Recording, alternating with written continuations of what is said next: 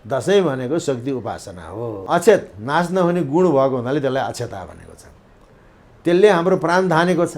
हे भगवान् प्राणेश्वर, तिमीले गर्दाखेरि मेरो प्राण धानेको छ। त्यसले भक्षण गर्नुभन्दा मैले चाहिँ शिरमा धारण गरेको छ। त्यो हो नि त विज्ञान। मान्छे मार्न नहुने 17,000 मान्छे मारेर माओवादी किन आयो त? शान्ति भद्र अवज्ञा आन्दोलन गर्न पर्थ्यो नि त। 17,000 मान्छे मारेको भनेर प्रचण्डले त गौरव गर्दैछ त। मार्न हुन्छ मान्छे? मान्छे मारेर सत्ता कब्जा गर्ने हो? रक्सीको गिलास हातमा लियो, मनमा गर्ज गर्ज क्षण मुड मधु यावत पियामे मया तय हतेत्रेव गर्जी सन्तासी देवताहरूले सुत्त खाएपछि रक्सी लाग्दैन। जडा बाहुनहरू कस्तो बुद्धि होइन? सिकाउने त बाहुनै हो। यहाँ क्रिस्चियनिटी सञ्चालन गरेर बस्ने त सबै बाहुनै छन्। राणाजीहरूको त कुँवरहरूको देवाली पूजा हुन्छ त्यहाँ। लौ त त्यहाँ गएर चाहिँ नि यहाँ चाहिँ बुद्ध जयन्तीको दिनमा बलि पूजा गर्न, बलि दिन पाइँदैन। को जाँदो रहेछ? राणाहरूले काटिदिन्छन् उतिनखेरै। यो नवदुर्गा कुन कुन दुर्गाको हामी पूजा गर्छौँ, कुन कुन देवीको पूजा गर्छौँ, कुन कुन देवीको उपासना गर्छौँ र त्योबाट हामीले के पाउँछौँ? अनि खुँडा माथि उचाल्ने, आँखाले त्यो निशानामा हेर्ने, कानले कर्नाल फुकेको चाहिँ सुन्ने। कर्नाल कसरी बजाउँछ त? थम्के रे थम थम, थम्के रे थम थम, थम्के रे थम थम, थम्के रे थम थम, थम्के रे रे थम थम भन्दै छ्याट्ट काट्न पर्छ। तालमा काट्नु पर्यो। थम्के रे थम थम भन्दै च्याप्प गर्न पर्यो। मगरले जाँड चढाउने हो। त्यो तागतहारी र मतवालीको भेद छ त। कस्तो मिलेर बस्छ? मगर पुजारी, बाहुन पुरेत। कहाँबाट आयो त्यो जाँड संस्कृति? जाँड खाने बाहुन जातिलाई सबैले म यो उपदेश दिन्छु, सकभर तपाईँले जाँड नखानुहोस्। खानुहुन्छ भने मन्त्र पाठ गरेर खानुहुन्छ भने गर्ज गर्ज क्षण मुडा मधु यावत पियामा मया तोय हतेत्रेव गर्जी सन्तासी देवता मनमनमा झर्ने सुत्त खाने। प्रत्यक्ष हामीले खाएको छैन, तर युरोपियन युनियन र चाहिँ अमेरिकाको चाहिँ सहयोगबाट देश चलेको छ। हामी तलब खान्छौँ, पेन्सन खान्छौँ। त्यसैको चाहिँ नुन छ, त्यो खाने हामी निरीह भएका छौँ। उपाध्याय बाहुनीलाई सुँगुरको मासु खाने, भैँसीको मासु खाने, जाँड खाने चाहिँ राईले पानी छर्केर जातमा उग्लेपछि त्यो बाहुनले राई लिम्बूमाथि शासन गरेको छ कि राई लिम्बूले बाहुन छेत्री गुरुङ मगरमाथि शासन गरेको छ? दर्शकवृन्द नमस्कार, तपाईँ सम्पूर्णलाई चुरो कुरोमा हार्दिक स्वागत छ। आजदेखि हिन्दूहरूको महान पर्व विजयादशमी, जो चाडहरूको सबैभन्दा ठुलो चाड विजयादशमी घर घरमा भित्रिसकेको छ। यो घटस्थापनाको दिन जमरा राखेर हामी विजयादशमीलाई घर भित्राइसकेका छौँ। साँच्चै भन्ने हो भने कोभिडले आक्रान्त पारेको यो समय नहुँदो हो त घरमा कुरेर बसेकी बुढी आमालाई स्वागत गर्न, बुढी आमाको आशीर्वाद थाप्न मुगलानबाट लाउरे फर्किने समय हो। त्यो अवस्था आज देखिँदैन। बिस्तारै दसैँको जुन माहौल हुन्थ्यो, लाउरे घरमा फर्किने, बुढी आमा पिँढीमा बसेर छोरा पर्खिने, आफूभन्दा ठुला मान्यजनको आशीर्वाद थाप्ने, यी यस्ता परम्परा बिस्तारै हराउँदै गएका छन्। एकातिर पश्चिमा संस्कृतिको प्रभाव, अर्कोतिर कोभिडको यो महामारीले गर्दा दसैँ केही खल्लो बन्न गइरहेको छ। आज यस वर्षको दसैँ भित्रिएसँगै हामी दसैँसँग सम्बन्धित विषयमा कुराकानी गर्न गइरहेका छौँ। तपाईँ सम्पूर्ण दर्शक जो चुरो कुरो हेरेर बसिरहनु भएको छ, तपाईँ सबैलाई मेरो व्यक्तिगत तर्फबाट, चुरो कुरो परिवारको तर्फबाट यो विजयादशमीको हार्दिक शुभकामना पनि छ। विजयादशमीको बारेमा अनेक विवादहरू पनि ल्याउन खोजिए। कतिले विजयादशमी नमनाऊ भनेर त्यही बेलामा माहौल सिर्जना गर्ने, विजयादशमीका विरुद्ध, दसैँका विरुद्ध कतिपय कुकृत शब्दहरू प्रयोग गरेर दसैँमाथि नै आरोप प्रत्यारोप लाउने गरेको पनि हामी सुन्न सक्छौँ। यही महज वास्तवमा विजयादशमी के हो, बडा दसैँ के हो, असत्यमाथि सत्यको विजय र रामले रावणलाई विजय गरेको रूपमा चिनिने दसैँको वास्तविकता के छ, यसको ऐतिहासिक महत्त्व, शास्त्रीय महत्त्व, टीका, जमरा, आशीर्वाद र दक्षिणाको महत्त्व के छ, यही विषयमा केन्द्रित भएर आज हामी संस्कृतिका ज्ञाता एवं प्रज्ञा प्रतिष्ठानका उपकुलपति डाक्टर जगमान गुरुङसँग संवाद गर्दैछौँ। सबभन्दा पहिले म डाक्टर जगमान गुरुङलाई चुरो कुरोमा स्वागत गर्छु। तपाईँलाई चुरो कुरोमा हार्दिक स्वागत छ। सबभन्दा पहिले त आजैदेखि हाम्रो घर घरमा भित्रिएको यो घटस्थापनासँगै दसैँ भित्रिएको छ। यो दसैँको तपाईँलाई मेरो तर्फबाट र चुरो कुरो परिवारको तर्फबाट हार्दिक शुभकामना। मेरो पनि। अब कुरा सुरुवात गरौँ। हामीले विजयादशमी पनि भन्छौँ, बडा दसैँ पनि भन्छौँ, असत्यमाथि सत्यको विजय पनि भन्छौँ। वास्तवमा यो दसैँको महत्त्व, दसैँको परिभाषा, दसैँको अर्थ के हो भने यहाँबाट सुरु गरेँ। अब अहिले नेपालमा दुईवटा शब्द भित्रिएको छ। दसैँलाई चाहिँ नि विजयादशमी भन्ने, तिहारलाई चाहिँ दीपावली भन्ने। विजयादशमी दीपावली पनि एउटा पर्व हो, तर नेपालको रैथाने भाषा होइन। विजयादशमी भनेको चाहिँ टिकाको दिन मात्रै भयो नि। त्यस कारणले अब दसैँ त वर्षका दसैँ 4वटा हुन्छन्। वर्षको दसैँ 4वटा, पुसमा पनि हुन्छ, असारमा पनि हुन्छ। अब पुसमा र असारमा पनि दसैँ हुन्छ भन्दाखेरि मान्छेलाई अचम्म लाग्ला। तर चैतको दसैँ त एक दिन हामी मनाउँछौँ र पुसको, असारको, चैतको दसैँ, असोजको चाहिँ शारदीय दुर्गा पूजा बडा दसैँ। त्यस कारणले यो बडा दसैँ हो। यो विजयादशमी आयातित हो। अब यो रामलीला पनि नेपालको पहाडको होइन। भारतमा रामलीला छ, नेपालको मधेसमा पनि छ, तर पहाडमा हाम्रो दुर्गा पूजा, नवरात्र दुर्गा पूजा र 9 दिनसम्म चाहिँ दुर्गाको पूजा गर्यो। अब टिकाको दिनमा बडा दसैँको टिका, त्यो विजयादशमी होइन, बडा दसैँको टिका। त्यस्तै तिहार पनि, दीपावली होइन, त्यो तिहार हो, त्यो चाहिँ तिहार हो। अब दसैँको कुरो यो एउटा ऋतु पर्व, 4वटा ऋतुका 4वटा दसैँ। जस्तो अब अहिले मङ्सिरमा नयाँ अन्न आएपछि हामी न्वागी खान्छौँ। नेपाली भाषामा न्वागी, त्यो त नव अन्न चाहिँ हामीले ग्रहण गर्छौँ। आफूले जे खान्छौँ त्यो आफ्नो कुलदेवता, पितृदेवी, भगवतीलाई पनि हामीले चढाउँछौँ। र मङ्सिर पुस अन्त पुसको कठ्याङ्ग्रिने महिना, तर मङ्सिर पुस ऋतुमध्ये हेमन्त भनेको हेम, सुनौलो ऋतु। किन धान भित्रियो, आठीमा चाहिँ धानको भगारी बाँधेको छ, धनसारमा धानको भगारी बाँधेको छ। त्यस कारणले हेमन्त ऋतुको हैमन्तिक भनेको पौष शुक्ल पक्षमा मनाइने दसैँ, त्यो हैमन्तिक। र हैमन्तिक दसैँमा दुर्गा भगवतीले भोजन ग्रहण गर्नुहुन्छ। त्यसपछि चैत, वैशाख, वसन्त, चैत र शुक्ल पक्षमा मनाउने दसैँ वासन्तिक। अब तर तपाईँले भने जस्तो त्यो पुसको दसैँ अब त्यसको ज्ञाता भएको अथवा अलिकति धर्म कर्ममा आस्था राख्ने, अध्ययन अनुसन्धान गरेकाहरूलाई थाहा भयो। तर हामी जस्ता सर्वसाधारणको लागि पुसको दसैँ चाहिँ बेखबर बन्यो किन होला यो? त्यो त परम्परा चाहिँ नमानेर हो। अझै पनि नेपालमै पनि तन्त्राचार्य प्राध्यापक विद्यानाथ उपाध्याय भट्ट, उहाँ चाहिँ नि सदाशिव मल्ल, प्रताप मल्लका पालक लम्बकर्ण भट्टका सन्तान तन्त्रविद हुनुहुन्छ। उहाँ चाहिँ नि नरदेवीको, अहिले कलङ्कीको 3 थानातिर बस्नुहुन्छ। त्यस्तै धर्मशास्त्राचार्य प्राध्यापक डाक्टर दीर्घराज घिमिरे चाबेलको मैजु बहालमा बस्नुहुन्छ।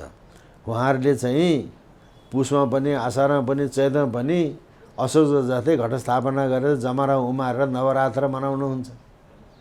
त्यो विज्ञहरूमा चाहिँ त्यो छ। त्यसमा पनि अरूभन्दा पनि यो शाक्त मतावलम्बीहरूले पुसमा पनि मान्छन्। असारको चाहिँ कस्तो हो फेरि? असारमा पनि म भन्दैछु। त्यसपछि चैत, वैशाख, वसन्त ऋतुमा चैत र शुक्ल पक्षमा मनाउने नवरात्र हो, त्यो वासन्तिक नवरात्रमा दुर्गा भगवतीले शयनम सुत्नुहुन्छ। खाना खाएपछि ठुला बडाहरू एकछिन पनि यसो सुत्छ नि, एक निद्रा। अनि जेठ, असार, ग्रीष्म ऋतुको ग्रीष्मीय भनेको असार शुक्ल पक्षमा मनाउने। ग्रीष्मीयमा दुर्गा भगवती परिवर्तन, क्वालिटी फेर्नुहुन्छ।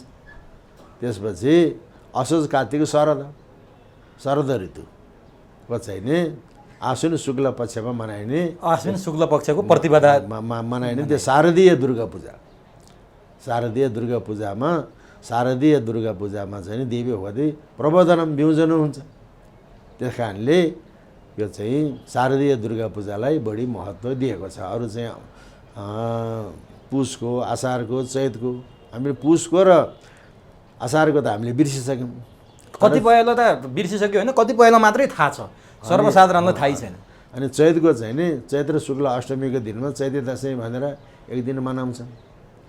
चैते दसैँ भनेर मनाउने पहाडका बाहुन छेत्री र बाहुन छेत्रीको चाहिँ सिको गरेर गुरुङ मगरले मनाउँछन्।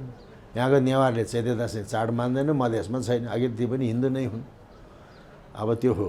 अनि त्यसपछि किन यो शारदीय दुर्गा पूजाले महत्त्व पायो त? पुस भयो, त्यो कठ्याङ्ग्रिदो ठाउँ, कठाहरू त ठाउँमा शरीर पनि सबै सिकुटिन्छ। असारमा रोपाइँ गर्ने कि दसैँ मान्ने, चैत चाहिँ नि पनि उराठिलो, फुलै पाइँदैन थियो, कामकाज सुरु भयो। अब शरद ऋतुमा धान रोपिसक्यो, गोडिसक्यो, कोदो पनि रोपिसक्यो, गोडिसक्यो, धान काट्ने बेला भएको चाहिँ नि छैन, खोलो पहिरो पनि घट्यो, तारघाट भनेको यातायात पनि आउन जान पनि सुविधा भयो, किसानलाई चाहिँ नि फुर्सद भयो नि अहिले। अनि शरद ऋतुको चन्द्रमा भनेको आश्विन शुक्ल पूर्णिमाको चन्द्रमाले त्यो शरद चन्द्र, वसन्त चन्द्र किन भनेन, ग्रीष्म चन्द्र किन भनेन, शरद चन्द्र, त्यो भरिभराउको चाहिँ त्यसमा कुनै बादल हुँदैन, छगबार। आश्विन शुक्ल पक्षको शरद चन्द्रले अमृत वर्षा गर्नुहुन्छ। अनि शरद चन्द्रको दर्शन विज्ञान यो हो, किनभने यो भूगोलमा खगोलको प्रभाव परेको छ। त्यस कारणले चाहिँ नि यी चारवटा चाहिँ दसैँ हुन्। त्यसमध्ये आश्विन शुक्ल पक्षको शारदीय दुर्गा पूजालाई बढी महत्त्व दिएको छ। अब योमा म प्रवेश गर्नुभन्दा अगाडि हामी त खास यो आश्विन शुक्ल पक्षको प्रतिपदादेखि दशमी हुँदै कोजागर पूर्णिमासम्म मनाउँछौँ नि, यसमा म केन्द्रित हुनेछु। त्योभन्दा अगाडि जसरी हामी नवरथा भन्छौँ, नवदुर्गा भवानीको पूजा गर्छौँ घटस्थापनादेखि विजयादशमीसम्म, यो पुसमा, चैतमा र असाढमा हुने दसैँमा पनि नवरथा नवदुर्गा भवानीको पूजा हुन्छ अथवा के हुन्छ त्यो बेला? विधि विधान सबै त्यही हो। अहिले त नवरथा भन्न थाले, नवरथा होइन, त्यो नवरात्र। नवरात्र दसैँ किन भने त प्रतिपदादेखि दशमीसम्म, अझ कोजागर पूर्णिमा भनौँ होइन, कोजागर पूर्णिमा त अझै परेको हो, त्यो त चाहिँ विसर्जन। दसैँ किन भन्यो भने प्रतिपदादेखि दशमीसम्म 10 दिनसम्म मनाउने हुनाले त्यसलाई दसैँ भन्यो। अनि प्रतिपदादेखि नवमीसम्म जुन शक्ति उपासना हो त्यसलाई नवरात्र भन्यो। किन नवरात्र भने त, किन 9 दिन भनेन? यहाँ छ प्रश्न। किन नवरात्र भन्यो, किन 9 दिन भनेन? रात्र भनेको त अँध्यारो, अन्धकार, अन्धकार त्यो तमस, अज्ञान भन्नाले त्यो 9वटा अज्ञानलाई नाश गर्ने। त्यो 9वटा अज्ञान भने के हो? हाम्रो यो शरीर के हो त? मानव देह। नवद्वार भने भएको पुर भनेको छ। हाम्रा शरीरका 9वटा छिद्रहरू छन्, त्यसलाई द्वार भनेको छ। यो शरीर चाहिँ पुर हो। नवद्वारे पुरेदेखि 9वटा द्वार भएको यो पुरमा जुन चैतन्य स्वरूपको भगवान् रहनुहुन्छ त्यो पुरुष। पुरुष भन्नाले महिला र पुरुष भन्ने अर्थमा छैन यहाँ। नवद्वारे पुरेदेखि 9वटा द्वार भएको र चाहिँ नि देहमा रहने जुन चेतना हो त्यसलाई पुरुष भनेको छ। त्यही कारणले नवरात्र भनेको मानिसको शरीरका जुन 9वटा छिद्रहरू छन्, 9वटा इन्द्रियहरू छन्, त्यसको आसक्तिलाई त्याग गर्ने। आसक्तिलाई त त्याग गर्यो, तर त्यसलाई सशक्तिकरण गर्ने। आँखाको आसक्ति त हटाउनु पर्यो, तर आँखालाई त सशक्ति गर्न पर्यो नि। त्यही कारण त्यो नवरात्र भयो। 9 दिनसम्मको चाहिँ आसक्ति हट्यो, सशक्तिकरण भयो। अनि दशमीमा टीका भयो, बडा दसैँको टीका भयो। अनि अर्को कुरो रामायणको युद्ध भयो, महाभारतको युद्ध भयो। यो भारतवर्षमा ठुल्ठुला 2टा युद्ध भए, त्यो रामायण र महाभारत। रामायणको युद्ध त भारतमा भएन, समुद्र पारी लङ्कामा भयो। धनजनको क्षति पनि भयो, तर भारतवर्षलाई त्यति प्रभाव परेन। महाभारतको युद्ध त राजधानी दिल्लीको नजिकै भएको छ, कुरुक्षेत्रमा। वहाँ त राम र रावणको युद्ध भयो, यहाँ त आफ्नै भाइ भाइको चाहिँ बिचमा चाहिँ युद्ध भएको छ। अनि रामायण र महाभारतको युद्धले यो वातावरण विषाक्त भयो, वनस्पतिहरू सबै मरे।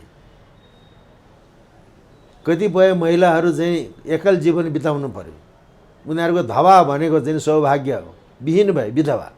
विधवा भनेको त धवा भनेको सौभाग्यले विहीन भएको विधवा। कतिपय अनाथहरू चाहिँ बालबालिकाहरू अनाथ भए, युद्धमा धेरै मान्छे मरे। विषाक्त सन्नाटको अवस्था भयो। मानिसको मनस्थिति विशृङ्खलित भयो। परिवारको सङ्गठन, समाजको सङ्गठन, राष्ट्रको सङ्गठन विशृङ्खलित भयो। जस्तो गाउँघरतिर कुनै मान्छे खाँदा पनि खाँदैन, अनि फुर्ती फार्ती पनि छैन, ओल्यात ओलाएर बस्यो। यसो सातो गएको रहेछ, सातो फर्काउँछ नि त, सातो बोलायो त तगडा हुन्छ। त्यस्तै यो रामायण र महाभारतको दुईवटा युद्धले गर्दाखेरि यो भारतवर्ष विषाक्त भयो, मानिसको चाहिँ मनस्थिति बिग्रियो, सामाजिक सङ्गठन, राष्ट्रको सङ्गठन, एक आपसको सद्भाव, शङ्का उपशङ्का। अनि यसलाई चाहिँ मानिसको चाहिँ जुन उजाडिएको मनलाई फेरि स्थापित गर्न पारिवारिक सङ्गठन, सामाजिक सङ्गठन, राष्ट्रको सङ्गठनको लागि, राष्ट्रको सातो बोलाउनको लागि ऋषिमुनिहरूले रामायण र महाभारतका महापात्रहरूको नाम स्मरण गरेर श्लोक बनाए। त्यो श्लोकले चाहिँ जतिखेर आशीर्वाद दिए पनि हुन्छ, जतिखेर जसलाई त्यो आशीर्वाद दिए पनि हुन्छ। तर बडा दसैँको टिकाको दिनमा टिका लाउँदाखेरि त्यो श्लोक फल्यो, त्यसमा गएर रूढ भयो, त्यसमा रूढ भयो। त्यो राष्ट्र जगाउने मन्त्र थियो। आयु द्रोण सुते श्रियम दशरथे शत्रु क्षयो राघवे ऐश्वर्यम नवश्य गति सपवने महानञ्च दुर्योधने शौर्यम शान्तनवे बलम हलधरे सत्यञ्च कुन्ती सुते विज्ञानम विदुरे भवन्तु भवताम कीर्ति छ नारायणले, नारायणले रक्षा गर्नु। नारायण भनेको भगवान् कृष्ण। तर यो आशीर्वाद दिँदाखेरि गरिने पढिने श्लोक मन्त्र छ नि, पुरुष र स्त्रीको किन फरक फरक गरियो त? किन यो एउटै मन्त्र पुरुष र स्त्रीको फरक छैन, एउटै हो। तर फरक छ भनिन्छ नि। होइन, फरक छैन, एउटै हो। त्यसपछि ओम जयन्ती मङ्गला काली भद्रकाली कपालिनी दुर्गा क्षमा शिवधात्री स्वाहा स्वधा नमस्ते, यो दुईवटा मन्त्र फलाग्न पर्यो। फलाकेर पछिका आफ्नो मनका कामना यस्तो हो यस्तो हो यस्तो हो भन्ने छ। तर बौद्धहरूको आयो द्रोण सुते जयन्ती मङ्गला काली भन्ने चाहिँ छैन। बौद्धहरूको चाहिँ आयु धारणी मन्त्र। बौद्धहरूको के भन्छन्? टिका थाप्दाखेरि टिका त लाउँछ नि त बौद्धहरूले पनि, यहाँका नेवारहरूले टिका लाउँछ। दसैँको टिकाकै दिन लाउँछन्, टिकाकै दिनमा लाउने हो। यहाँको बौद्ध नेवारहरूको टिका चाहिँ नि दिँदाखेरि त्यसमा चाहिँ नि जयन्ती मङ्गला काली होइन, ओम अमरणी जीवन्ते स्वाहा। तिमी नमरिकन जीव है, ओम अमरणी जीवन्ते स्वाहा, ओम तारे तुरे स्वाहा। तिम्रो विभिन्न विघ्न बाधाहरूबाट तिमी पार होस्। ओ पद्म उस्नी छ विमले हुम फट, कमलको फुल जस्तो फक्रोस् मन्त्र दिएपछि। अनि त्यसपछि ओम अपरिमिताय ज्ञान सुविनिश्चित तेजो राजाय तथागताय अर्हते सम्यक सम्बुद्धा तदेथा। ओम पुण्य पुण्य महापुण्य अपरिमित पुण्य ज्ञान समारोभिष्टे सर्व संस्कार परिशुद्ध धर्मदे गर्न समुदय स्वाभिजिते महानय परिवारे स्वाहा। बौद्धहरूको यो टिका हो। टिका त लाउँछ दुवैले। अनि नि जस्तो तपाईँले दुवैले टिका लाउँछन्, मन्त्र पनि जयन्ती मङ्गला काली बाहेक अरू मिल्छ भन्नुभयो तपाईँले, होइन? तर बुद्ध धर्म मान्नेहरूले पनि रामले रावणमाथि विजय गरेको मान्यतामा दसैँ मनाउँछन्, अथवा देवीले दैत्यको अन्त्य वध गरेको मानेर दसैँ मान्छन्, अथवा के को अवसरमा उनीहरू दसैँ मान्छन्? के फरक छ हिन्दू र बौद्धको दसैँ? होइन, बौद्ध नेवारहरूले जब बौद्ध धर्म वज्रयानको विकास भयो,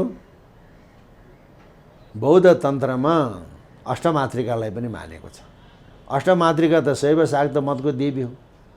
ब्रह्मको शक्ति ब्रह्मायणी, महेश्वरको माहेश्वरी, कुमारको कौमारी, विष्णुको वैष्णवी, वराहको वाराही, इन्द्रको इन्द्रायणी, त्यसपछि चाहिँ नि यमराजको चामुण्डा, अनि सर्वदेवतानाम तेजो राशि समुद्र हो त्यो महालक्ष्मी। त्यो अष्टमातृकालाई मानेको छ। त्यो चाहिँ शैव शाक्त मतको हो, त्यसले बौद्धहरूले पनि मानेको छ। त्यसपछि दशमहाविद्या पनि शैव शाक्त तन्त्रको हो, त्यसलाई पनि बौद्धहरूले चाहिँ मानेको छ। अझै नेपालको चाहिँ ठुल्ठुला शाक्त पीठहरूमा त वज्राचार्यहरूद्वारा बौद्ध तन्त्र अनुसार पूजा हुन्छ। दसैँमा होइन, सधैँ पुजारी नै वज्राचार्यहरू छन्, पुजारी नै। जस्तै मनोकामनामा मगर होइन, मनोकामनाको कुरा त पछि आउँछ। जस्तो अब अहिले यहाँ ठुँडीखेलको भद्रकालीको पुजारी वज्राचार्य, सवा भगवती त राजोपाध्याय कर्मचार्य छैन, त्यो सवा भगवतीको पुजारी वज्राचार्य। पलाञ्चोक भगवती महिषासुरमर्दिनी हो, त्यहाँ कुनै पर्वते बाहुन पनि छैन, राजोपाध्याय पनि, त्यहाँ पनि वज्राचार्यबाट चाहिँ पूजा हुन्छ। भक्तपुरको नवदुर्गा, त्यहाँ चाहिँ वज्राचार्यद्वारा चाहिँ पूजा हुन्छ। अनि त्यहाँ चाहिँ नि उनीहरूले पनि अष्टमातृकालाई पनि मानेको हुन्छ, दश महाविद्यालय पनि चाहिँ नि मानेको हुन्छ। तर यहाँका बौद्ध नेवारहरूले दसैँमा पूजा गर्ने चक्रसम्बरको पूजा गर्ने, चक्रसम्बरको पूजा गर्छन्। चक्रसम्बरको पूजा मात्रै होइन, त्यसलाई बलि पनि दिन्छ। बौद्ध धर्ममा त बलिको त फेरि कल्पना वज्रयान आएपछि त नरबलीको कुरो चाहिँ यहाँ बलिको कुरो छोडिदिउँ न। वज्रयान भनेको त बौद्ध धर्मको चाहिँ लेटेस्ट डेभलपमेन्ट हो। त नरबलीको कुरो, नरकपाल पात्रमा चाहिँ अब चाहिँ पञ्चमकार राखेर पूजा गर्ने। पञ्चमकार भन्नाले मासु, मद्य, अनि चाहिँ मासु, मत्स्य, मद्य, मुद्रा, यस्ता यस्ता वस्तुहरू पञ्चमकार राखेर चाहिँ पूजा गर्ने। त्यस्तो चाहिँ छ नरबलीको कुरा। नरकपाल पात्रमा पूजा राख्ने भनेपछि बौद्ध र हिन्दूहरूको बिचमा धेरै कुरा मिल्छ, धेरै कुरा मिल्यो। अनि फेरि लामा बौद्ध धर्म, यहाँको वज्राचार्यले पनि घटस्थापना पनि गर्छ, जमरा पनि राख्छ हिन्दूले जस्तै। तर तिब्बती परम्परामा जमरा राख्ने, घटस्थापना गर्ने चलन छैन। तर त्यहाँ पनि देवीको उपासना हुन्छ। त्यो देवीलाई लामा भाषामा पल्देन लामो, पल्देन भनेको श्री, लामो भनेको देवी, श्रीदेवी। पल्देन लामोको शाब्दिक अर्थ हो श्रीदेवी, तर त्यसलाई लामाहरूले चामुण्डा भन्छन्। चामुण्डा त संस्कृत भाषाको शब्द हो। र हिन्दूको देवी बाघमाथि चढेको हुन्छ, पल्देन लामो चाहिँ खच्चरमाथि चढेको हुन्छ। किनभने तिब्बतमा त भागै हुँदैन, खच्चर हो त्यहाँको साधन होइन। खच्चरमाथि चढेको अनि हाडै हाड भएको। हाम्रो यहाँको चाहिँ अष्टमातृका मध्येको चामुण्डा हाडै हाड भएको हुन्छ, अनि त्यसलाई चामुण्डा, त्यसको पूजा गर्ने। त्यसको पूजा गर्दाखेरि कस्तो हुन्छ त, उहिले त नरबली दिने हो, पछि नरबलीको चलन हरायो। अनि एउटा चाहिँ नि चम्पाको पिठोको तोर्मा भन्ने हुन्छ नि, यसो डल्लो बनायो। अनि उहिले भेडाको चाहिँ नि बलि दिएर भेडाको रगतले त्यो तोर्मालाई रातो बनाउने। पछि के भयो त भन्दाखेरि महारङ्गी भन्ने हुन्छ माथि हिमालमा, रातो रङले त्यसलाई रङ्ग्याउने। अनि पूजा गर्दाखेरि ढ्याङ्ग्रो पनि बडा छिटो छिटो बजाउने, झ्याली पनि चाहिँ छिटो छिटो बजाउने, मान्छेको काङ्लिङ बजाउने। काङ्लिङ भने खुट्टाको नलीको काङ्लिङ बजाउने। अनि त्यहाँबाट चाहिँ पढ्दाखेरि पनि जोडले पढ्ने।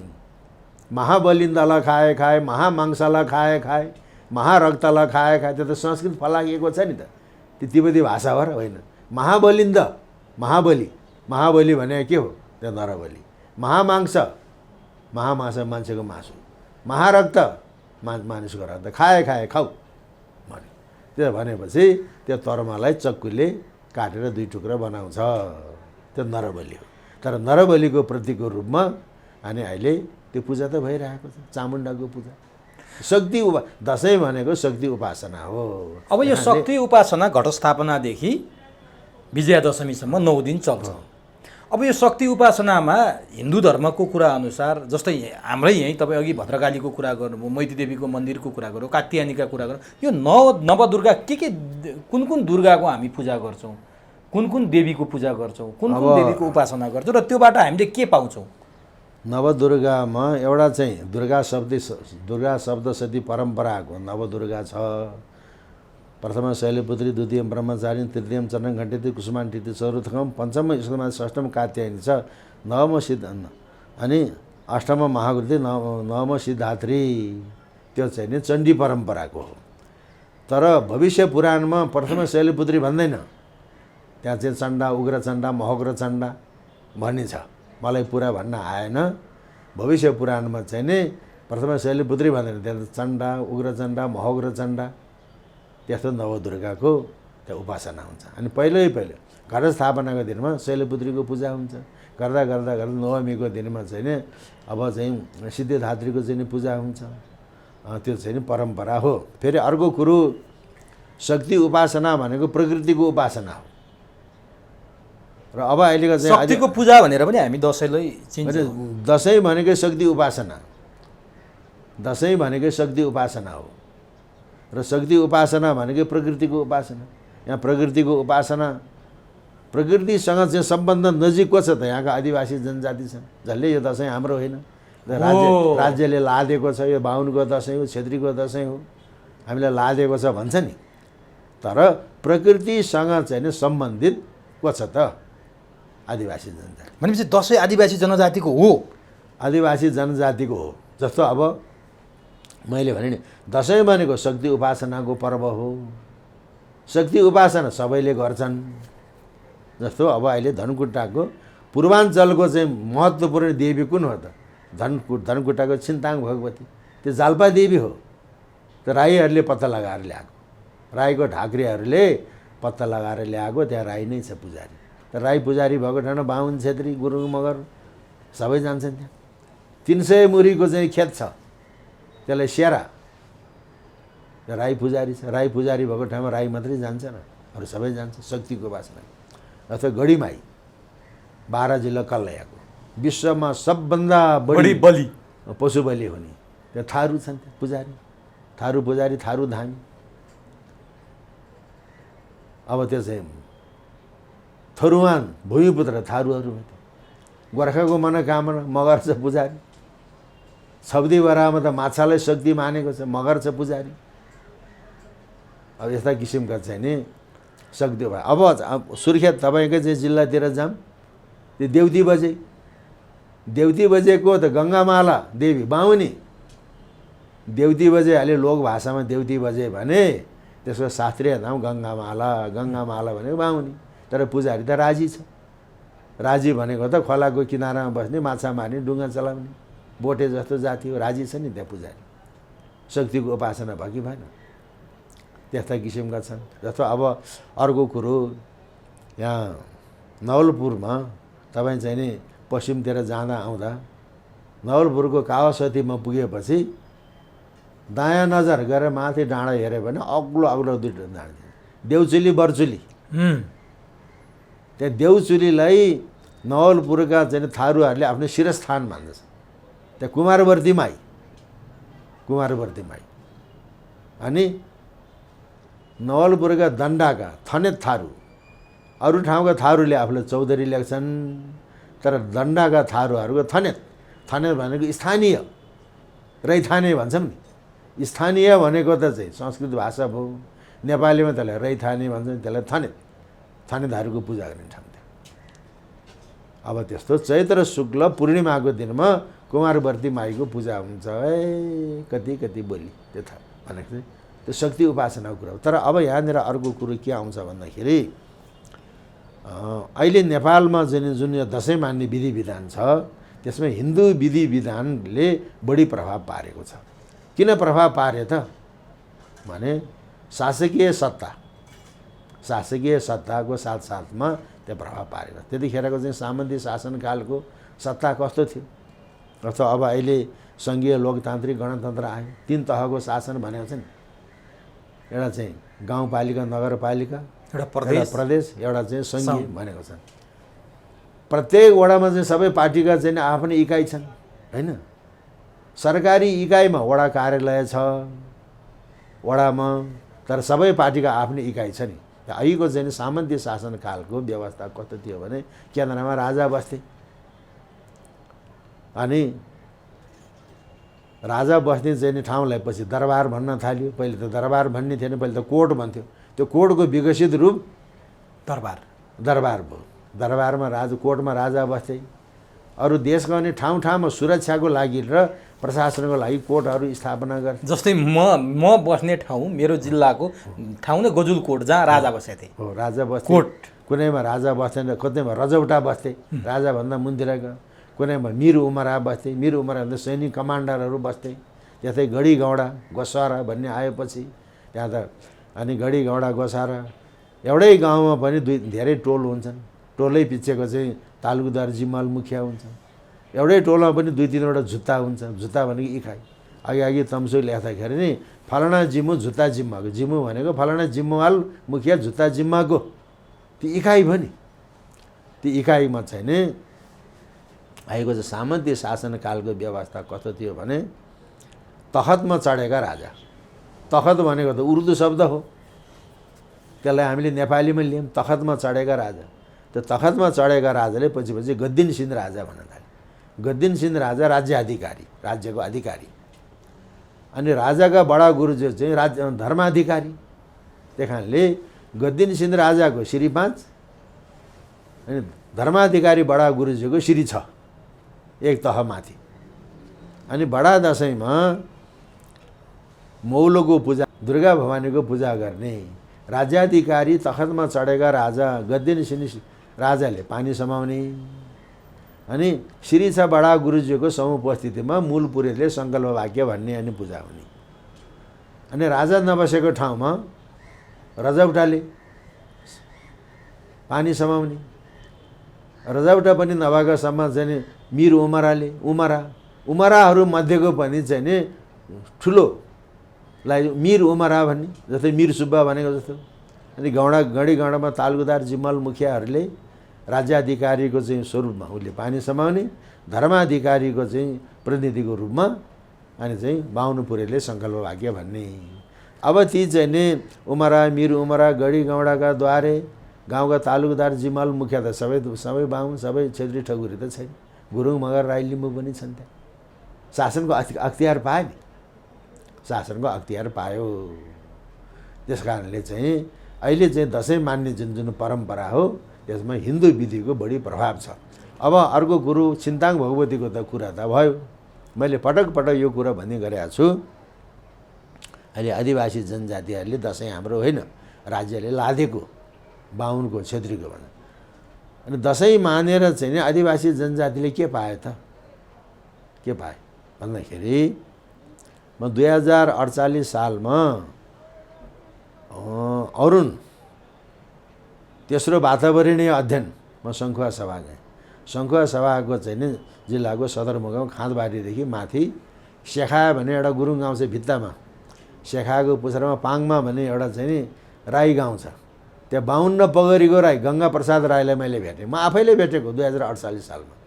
52 पगरी भनेको उसका माद हातमा 52 जना थरीहरू, थरी भनेको तालुकदार, जमिनको चाहिँ नि तिरो उठाउने 52 जना थरीहरू भन्ने 52 पगरीको राई। तुमलिङ टारदेखिको कुमालाहरूले अनि तिरो उठाएर गङ्गा प्रसाद राईलाई बुझाउने, गङ्गा प्रसाद राईले अनि 13 थुम मालमा लगेर तिरो बुझाउने। अनि गङ्गा प्रसाद राई कहाँ बडा दसैँको टिकाको दिनमा राई लिम्बूले त सुँगुरको मासु खाने भयो, सुँगुरको सिसार लिएर जाने। गुरुङ मगरले त अनि मगरहरूले पनि सिसार लिएर जाने सुँगुरको, मगर पनि सुँगुरको मासु खाने जात हो। अनि गुरुङहरूले बोका काट्यो छ बोकाको टाउको, भेडा काट्यो छ भने भेडाको टाउको लिएर जानु पर्यो, केही पाएन भेडा कुखुराको सपेटो।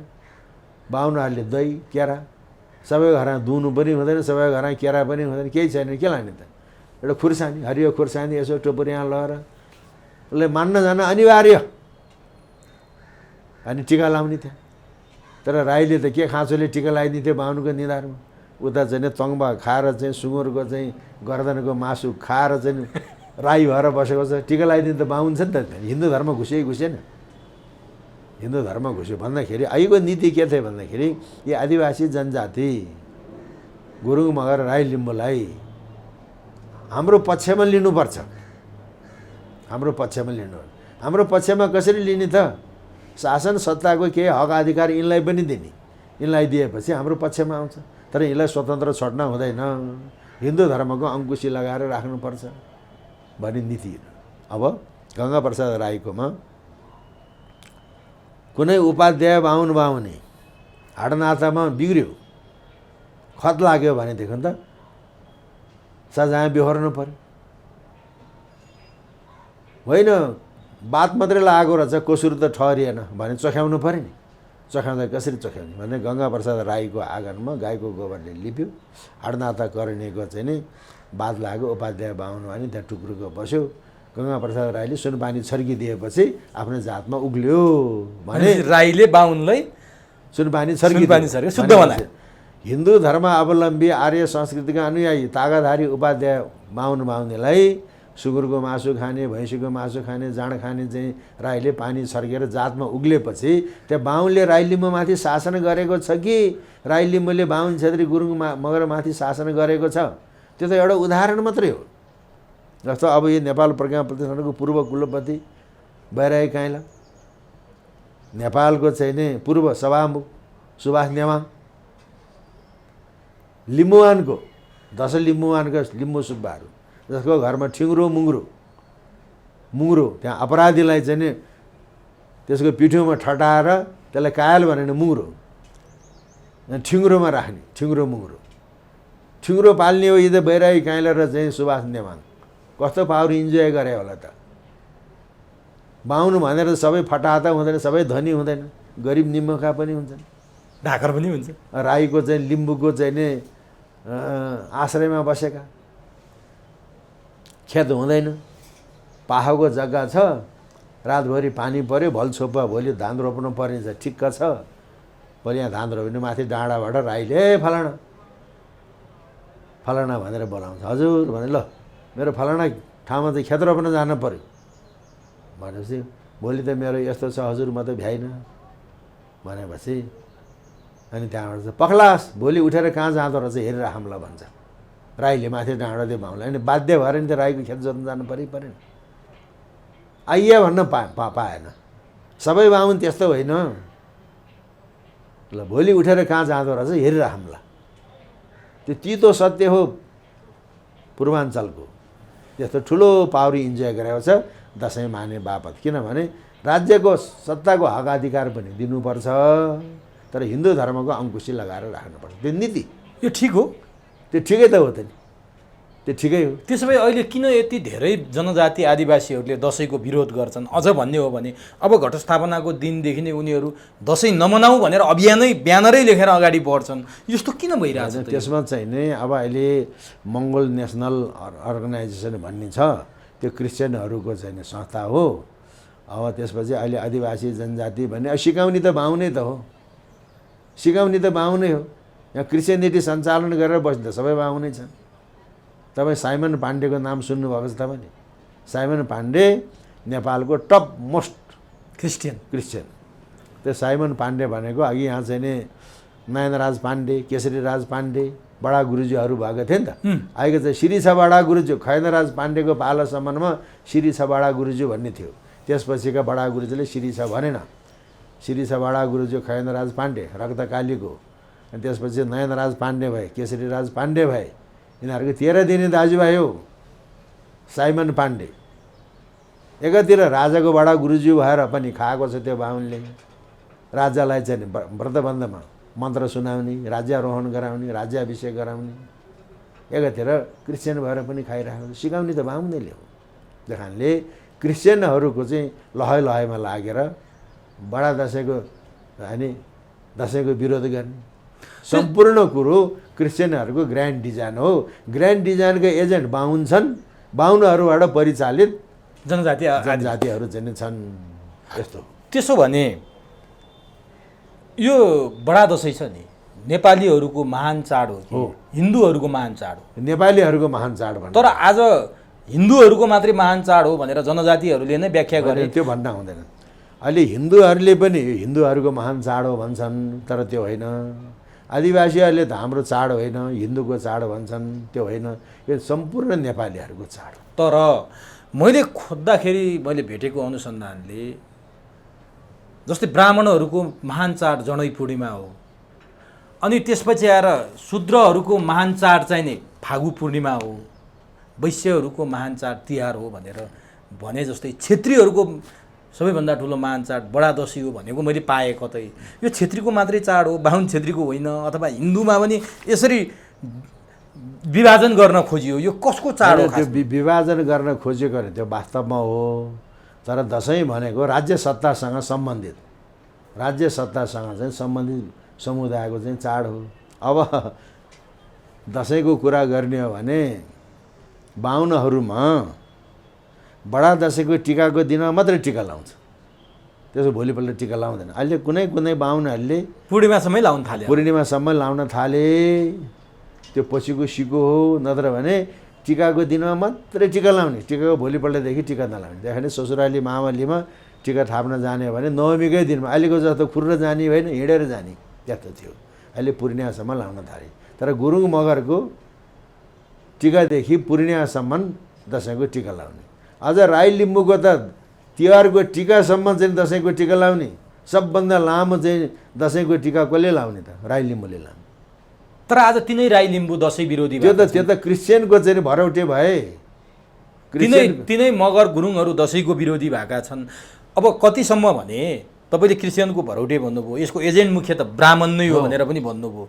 जस्तो गोर्खाकै कुरा गरौँ न, गोर्खामा पृथ्वीनारायण शाहले गोर्खाबाट एकीकरण गर्नुभन्दा अगाडि दरबे शाहहरूले त्यहाँ जिते नि गोर्खा। मानसिंह खड्गा भन्ने मगर जातिको राजालाई जित्दाखेरि तिनको रगतको टिका लगाउनाले मगरहरूले रातो टिका लगाउन छोडे, त्यहाँदेखि सेतो टिका लाउन थाले। आफ्नै रगतले किन टिका लाउनु भनेर उनीहरूले बिम्बको रूपमा त्यो प्रयोग गरे भन्ने पनि सुनिन्छ। खासमा जनजातिले सेतो टिका किन लाउँछन्, दसैँमा पनि रातो टिका लगाएको त देखिँदैन अहिले पछिल्लो दिनमा आएर। यसको के छ? त्यो सबै अपव्याख्या हो, त्यो सबै अपव्याख्या हो। अब मैले अघि नै भने बाहुनले टिकाको दिन मात्र लाउने, गुरुङ मगरले पूर्णिमासम्म लाउने, राई लिम्बूले चाहिँ बडा दसैँको टिका चाहिँ नि तिहारको टिका सबै ऐतिहासिक महत्त्व यो हो। अब त्यसपछि रातो टिका र सेतो टिकाको कुरो के भयो भन्दाखेरि अब यहाँ चाहिँ नि क्रिस्चियनहरूको एउटा ग्रान्ड डिजाइन के छ भन्दाखेरि अस्ति पनि हामीले कुरा गरेका थियौँ। अब विश्वमा इसाईहरूको पनि सम्राट छ, बेलायतको महारानी होइन, ऊ साम्राज्ञी हो इसाईहरूको। बौद्धहरूको सम्राट जापानमा छ। मुसलमानको त्यहाँ राजा त कति त हिन्दू अधिराज्य र हिन्दू राजतन्त्र नेपालमा मात्रै थियो।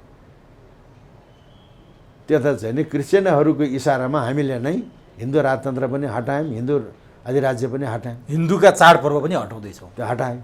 त्यसपछि अब हिन्दू धर्मसँगका, हिन्दू संस्कृतिसँगका यहाँका चाहिँ नि आदिवासी जनजातिहरूको चाहिँ नि एट्याचमेन्ट समन्वय के थियो त? त्यो भत्ताभुङ गराउने चाहिँ त्यो कुरा गरिरहेको छ। त्यही कारण यो हो यो हो यो हो यो हो भनेर भन्छ, तर त्यो होइन। र अब रातो टिका र सेतो टिकाको कुरो के भने नेपालमा अबिरको उत्पादन हुन्छ त? हुँदैन। भारतमा उत्पादन हुन्छ? हुँदैन। त्यो त अरब मुलुकबाट ल्याएको, मुसलमानले ल्याएको त। पछि भारतमा पनि उत्पादन हुन थाल्यो। पहिले त सब बाहुनेको पनि छेत्रीको पनि सेतो टिका हो। तपाईँहरूतिर के छ, अहिले बाहुन छेत्रीको थर कहाँबाट उत्पन्न? दुल्लु दैलेखको चाहिँ गाउँठाउँबाट भएको छ। अधिकांश बाहुनको थरको उत्पत्ति दुल्लु दैलेखको गाउँठाउँबाट भएको छ। तर दुल्लु दैलेखमा रातो टिका लाउँदैन। बाहुन छेत्रीले पनि त्यहाँ कस्तो टिका लाउँछन् त भने दहीमा मुस्छ, चामल त बेसार हाल्छ, पहेँलो बनाउँछ। अन्त चाहिँ नि श्राद्धमा पहेँलो टिका लाउँछ, तर चामलको। हामीहरू श्राद्धमा पहेँलो टिका लाउँछौँ। त्यो चाहिँ शुद्ध चाहिँ अहिले त पहिले त बेसारको लाउँथ्यो, अहिले केसरीको लाउन थाल्यो। दुल्लु दैलेखमा रातो टिका होइन, दही चामलमा अनि बेसार मिसाएर टिका लाउने चलन दुल्लुको। भने बाहुन छेत्रीको संस्कृतिको केन्द्र त दुल्लु दैलेख हो नि त। उनीहरूको थरै दुल्लु दैलेखको चाहिँ गाउँठाउँबाट बनेको छ। त्यस्तै अब पछि त फेरि चाहिँ रातो टिका लाउन थाल्यो। तपाईँले कर्णध्वज अधिकारीको नाम सुन्नुहोस्। पहिले अर्थ सचिव, अहिले जीवितै हुनुहुन्छ, पगनाजलको कालधारामा बस्ने भीमबहादुर अधिकारी हो भने सचिव हो, बडा समाजसेवी भने अहिले दिवंगत हुनुभयो। कर्णध्वज अधिकारी त दिवंगत भएको छैन। उहाँहरू चाहिँ तनहुँका थामी अधिकारीहरूको कुलदेवताको पूजा हुन्छ। त्यहाँ कुलदेवताको पूजा दसैँभन्दा चाहिँ मूल भयो नि त, मुख्य भयो नि। यी थामी अधिकारी, यी क्षेत्रीहरूको कुलदेवताको पूजामा सेतो अक्षताले पूजा गरेर सेतो टिका लाउँछ। अबिर नपाउने हो र? त्यो अबिरको कहाँबाट सुरुवात भयो त? किन गरे सुरुवात? यो त विजयको एउटा बिम्बको रूपमा रातो टिका भनेर भनिन्छ नि। भनेर यसरी पहिले सबैको चाहिँ दसैँको चाहिँ टिका पहिले सबैको चाहिँ सेतो थियो। पछि अबिर पाउन थालेपछि अबिर मुसेर टिका लाउन थाल्यो। अझ रातो टिका त आदिवासी जनजातिको कसरी भन्नुहुन्छ भने अथवा गुरुङ मगर राई लिम्बूले आएर भएर नाग नागिनी सिमे भूमे वायु पुज्दासम्म कसरी पुज्छ भन्दाखेरि अनि चाहे त्यहाँ चाहिँ कुखुराको पोथीको बलि देऊ, भोग देऊ, चाहे भालेको, चाहे बोकाको, चाहे भेडाको, अनि त्यहाँ थानमा रुखो मुन्तिर कि पखेरोमा त्यहाँ गएर पूजा गर्छ। थालमा चामल राख्छ अनि त्यहाँ धुप बाल्यो।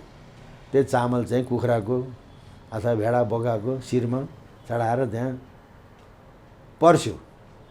त्यो पर्सेपछि त्यो बलि मारा हान्ने होइन, घाँटी रेटेर अनि टाउको र चाहिँ नि शरीर छुट्याएपछि टाउको रगत थानमा यसरी चुहायो, भोग दियो। त्यहाँ बाँकी रहेको रगत चाहिँ नि त्यो थालको चाहिँ चामलमाथि खन्यायो।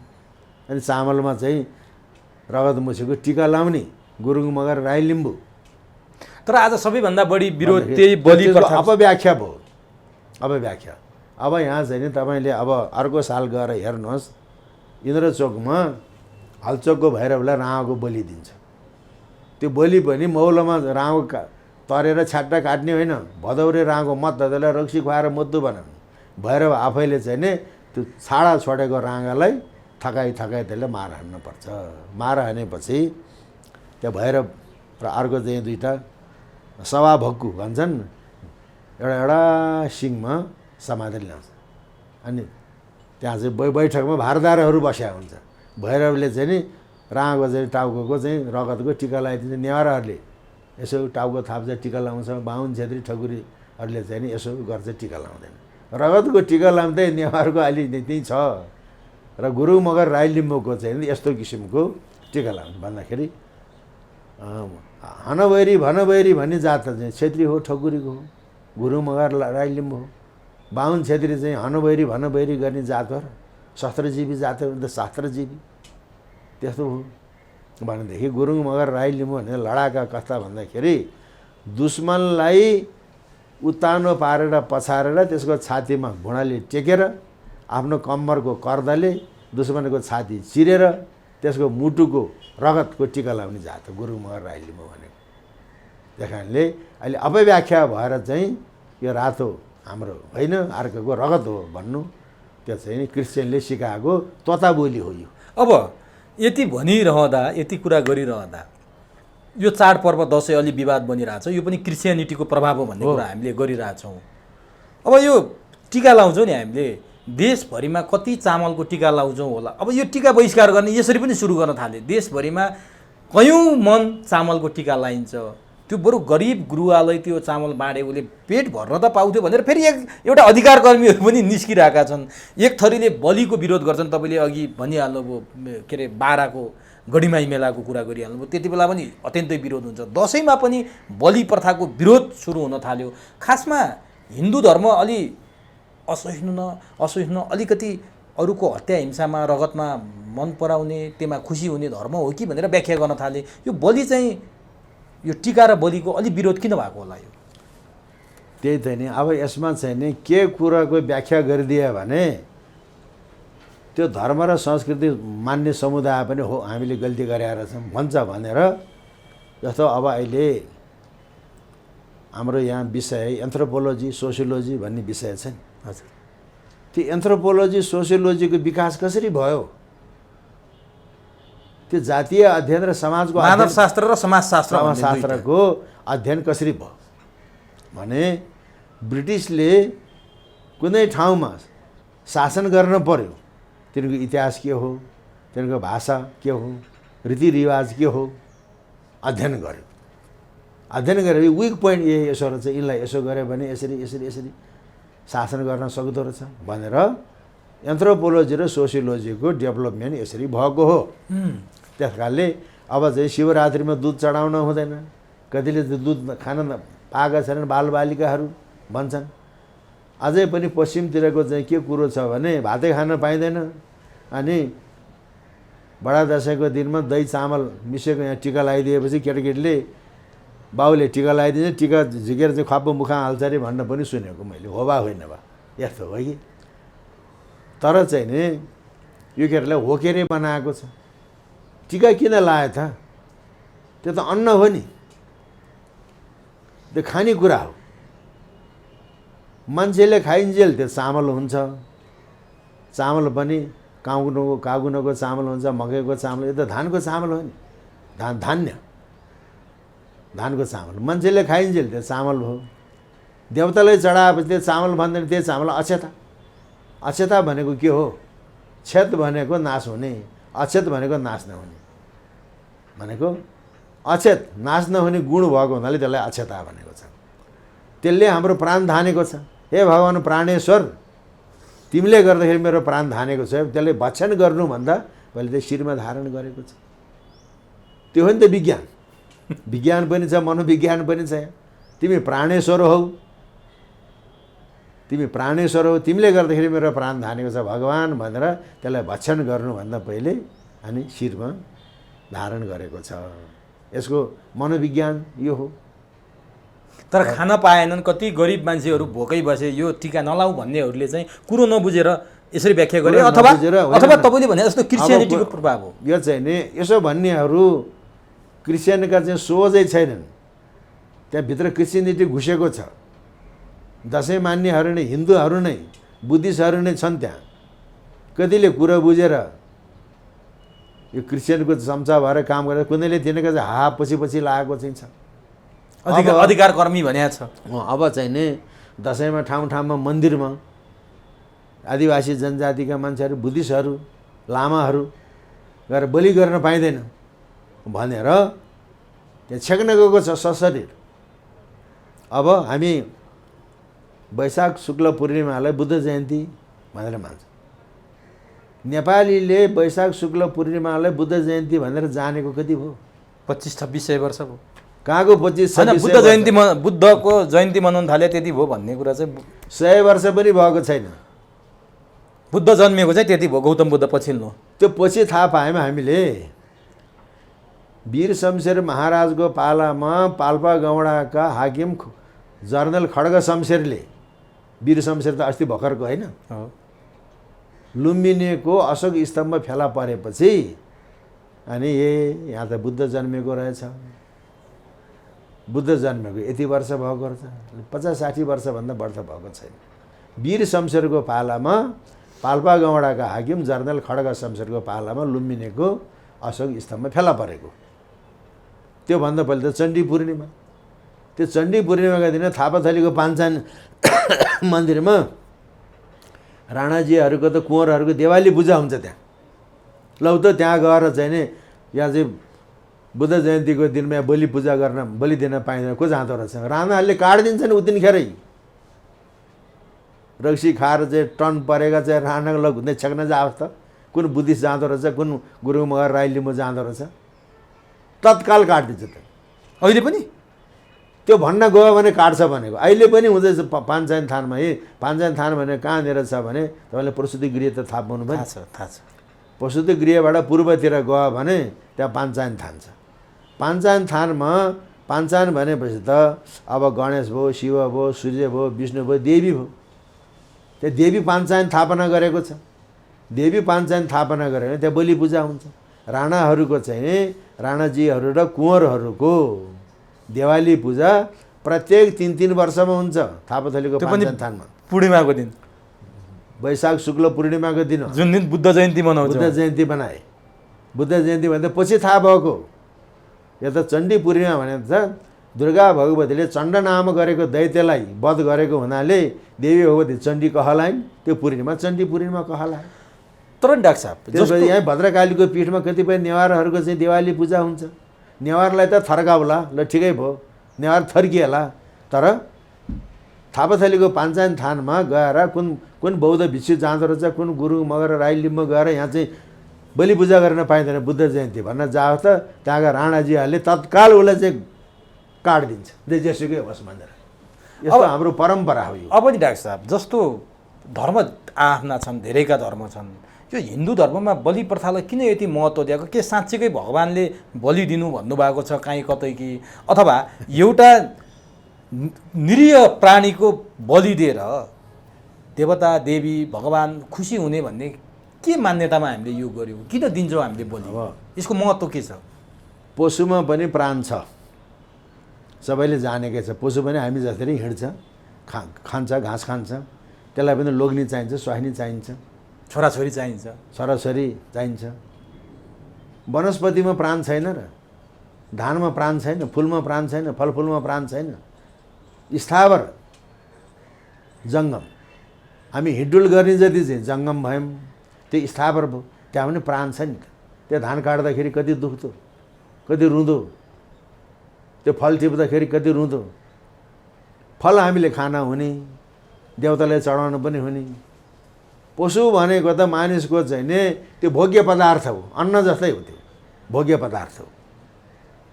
पशु भनेको मानिसको त्यो भोग्य पदार्थ हो। पापी भन्छन् कि मान्छेको जात पापी होइन, भोग्य पदार्थ हो। अब यहाँ बलि पूजामा कस्तो सत छ त भन्दाखेरि अघि नै पनि कुरा आयो, विश्वमा सबभन्दा बढी पशु बलि हो भने गढीमाई 12 को गढीमाई। 20 वर्ष अगाडि पुगेको छु त्यहाँ।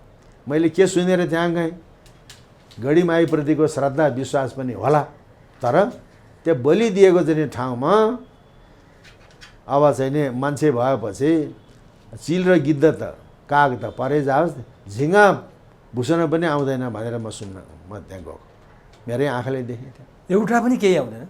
आज जसो चाहिँ त्यहाँ दिएको छ, दुर्गन्ध मचिएको छ। भोलिपल्ट गएँ 9:30 बजे, अनि रुमालले नाक छोक्नु परेको छ। मासु जति सबै चाहिँ चमारहरूले लुटान, पैसा तिर नपर्ने। छाला ठेकेदारले काटेको छ, आन्द्र भुँडी हाडखोर त्यहाँ थुप्रेको छ, टाउको जति एक ठाउँमा राखेर त्यहाँ गाड्दो रहेछ। एउटा झिँगा एउटा माखो मैले देखेँ।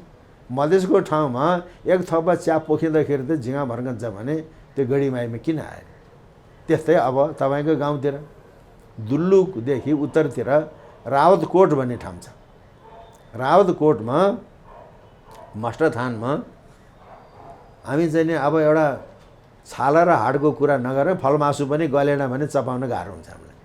200-300 बोका छाट्टा काटेर चाहिँ चुस्ने हेरी गर्ने त जहाँसुकै छ, तर दुल्लुको रावतकोटको मष्टथानमा त्यो धामीले आफ्नो दाँतले त्यो बोकाको घाँटी टोकेर टाउको र चाहिँ जिउ छिनाल्छ। 200-300 त्यो सम्भव छ? त्यो सम्भव छ र? कस्तो शक्ति छ त्यहाँ? त्यो हो शक्ति। अनि मैले फेसबुकमा देखेँ, एउटा थापा छेत्री रहेछ, 40-45 वर्षको। त्यो बेलामा तपाईँलाई कस्तो लाग्छ भन्दाखेरि यो विश्वमा मभन्दा शक्तिशाली कोही पनि छैन भन्ने लाग्छ। त्यतिखेर उसलाई बाघ शक्ति चढ्ने अरे, बाघ शक्ति चढेको हुनाले मानिसको दाँतले 200-300वटा बोकाको घाँटी छिनाल्ने, घाँटी एकातिर शरीर एकातिर लाइन बनाएर राखेको हुन्छ। त्यसलाई के भन्छ त यी क्रिस्चियनका छाउडाहरूले? त्यहाँ छ नि कुरो। तर कस्तो धर्म है हाम्रो, एउटा प्राणीको हत्या गरेर भगवान खुसी पार्नु? होइन, त्यो त मैले अघि नै भने, पशु भनेको त मानिसको भोग्य पदार्थ हो। होइन, तर ती पशु पनि तपाईँ हामी मानव पनि भगवानकै सन्तति भनेर हामीले मानिरहेछौँ नि, भगवानकै सृष्टि भनेर मानिरहेछौँ।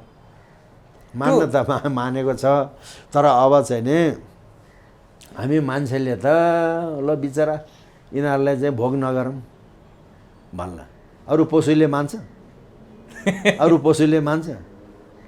अब एउटा भ्याकुतोलाई एउटा सर्पले निल्यो, आधा निलिसक्यो, अगाडि माखो, त्यो माखोलाई खान भ्यागु त कसिन्छ।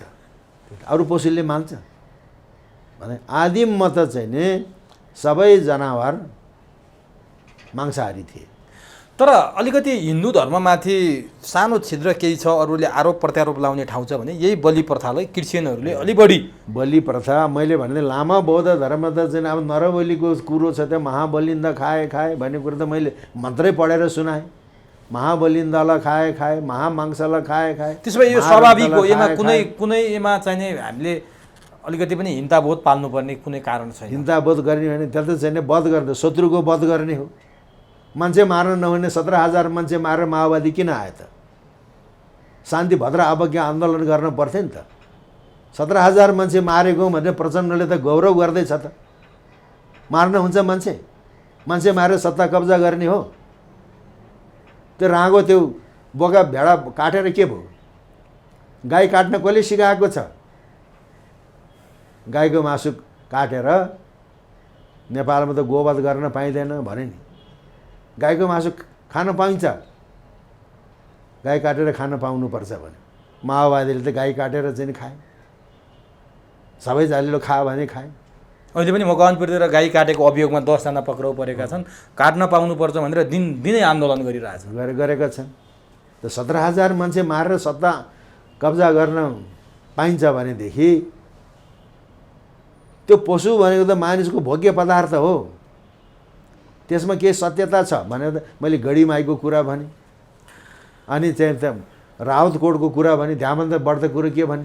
अब ठिक छ, अब बलि प्रथा किन चाहिन्छ, के बलि प्रथा विरोध गर्नेहरूलाई तपाईँले मुखभरिको जवाब दिइहाल्नुभयो। अब कुरा गरौँ आज घटस्थापना। अनि अर्को कुरो म के भन्छु भन्दाखेरि, मैले वंशावलीमा पढेको थिएँ, लमजुङ दरबारको मौलोमा बाँधेको, नवमीको दिनमा मौलोमा बाँधेको सतार नागो भनेको ठुलो फुत्केर गोर्खा पुग्यो भनेर भन्यो। अब लमजुङबाट भागेर गोर्खा पुग्न त सम्भव छैन। मैले चाहिँ लमजुङलाई सानो, गोर्खालाई ठुलो बनाउनलाई वंशावली यो लेखेको भन्ठाने। तर मै माथि घटना घट्यो। आजभन्दा भयो होला अब 17-18 वर्ष जति डाक्टर हर्क र चन्द्रप्रसाद गुरुङहरू त्यहाँ दिवंगत भएको, अहिले 14-15 वर्ष ताप्लेजुङको घुन्सामा 14-15 वर्ष कति त्योभन्दा 1 वर्ष अगाडिको घटना। मेरो बा बितिसक्नु भएको थियो, म भँडारमा पूजा गर्दै थिएँ। अब बोका ल्याउनु पऱ्यो। मेरो आमा चाहिँ तन्दुरुस्तै हुनुहुन्थ्यो त्यतिखेर, बडा खरखराउँदो, 1-2जना केटाहरू पनि थिए। अनि खोरबाट चाहिँ बोका झिकेर बाहिर हातखुट्टा धुवाएर चाहिँ भित्र पूजा कोठामा ल्याउनु पर्ने। बोका त फुत्क्यो, फुत्केर मेरो कान्छा बाजेको नातिको आँगनतिर गयो। बोका भित्र पसेन, त्यहाँबाट तानेर ल्याएपछि ओहो वंशावलीमा यस्तो लेखेको छ। अब कोडको पूजा गर्ने दायित्व त अब कान्छा घरतिर सरै क्या हो भन्ने मेरो मनमा टुसुक्क त्यस्तो आयो। यो बडा दसैँको कुरा। अनि चैते दसैँमा म काम विशेषले गाउँ जान पाइनँ। मेरो जेठो छोरो युके छ, कान्छो छोरो त कान्छै थियो बिचरा। अनि मैले जसको घरको दैलोमा त्यो बोका अनि त्यहाँबाट अब कोडको पूजा गर्ने दायित्व त कान्छा घरतिर सरै क्या हो भन्ने मेरो मनमा लाग्यो। अनि चैते दसैँ म जान पाइनँ। जेठो छोरो युकेमा, कान्छो कान्छै थियो। अनि ल त्यही कान्छालाई जसको घरमा चाहिँ बडा दसैँमा बोका भागेर गयो, जसको दैलोसम्म म आउन पाइनँ, भाइ तिमीले पूजा गर है भनेर पहिलोपटक कर्ता भएर याङ्जा कोडको मन्दिरभित्र छिरेर उसले पूजा गर्यो चैतमा। अनि बडा दसैँ आयो। बडा दसैँ आएपछि त अब चन्द्रप्रसाद मेरो फुपूको छोरा, अनि हाहाकार भयो। मेरो जेठो छोरो WWFमा जागिर खान्थे, यहीँ थियो, लास पाएको छैन। अनि त्यहाँबाट जेठा छोराले फोन गर्यो, ल यस्तो भयो यस्तो भयो, यस्तो मामा त यस्तो भएको रहेछ, बा तिमी आउनु पऱ्यो भन्यो।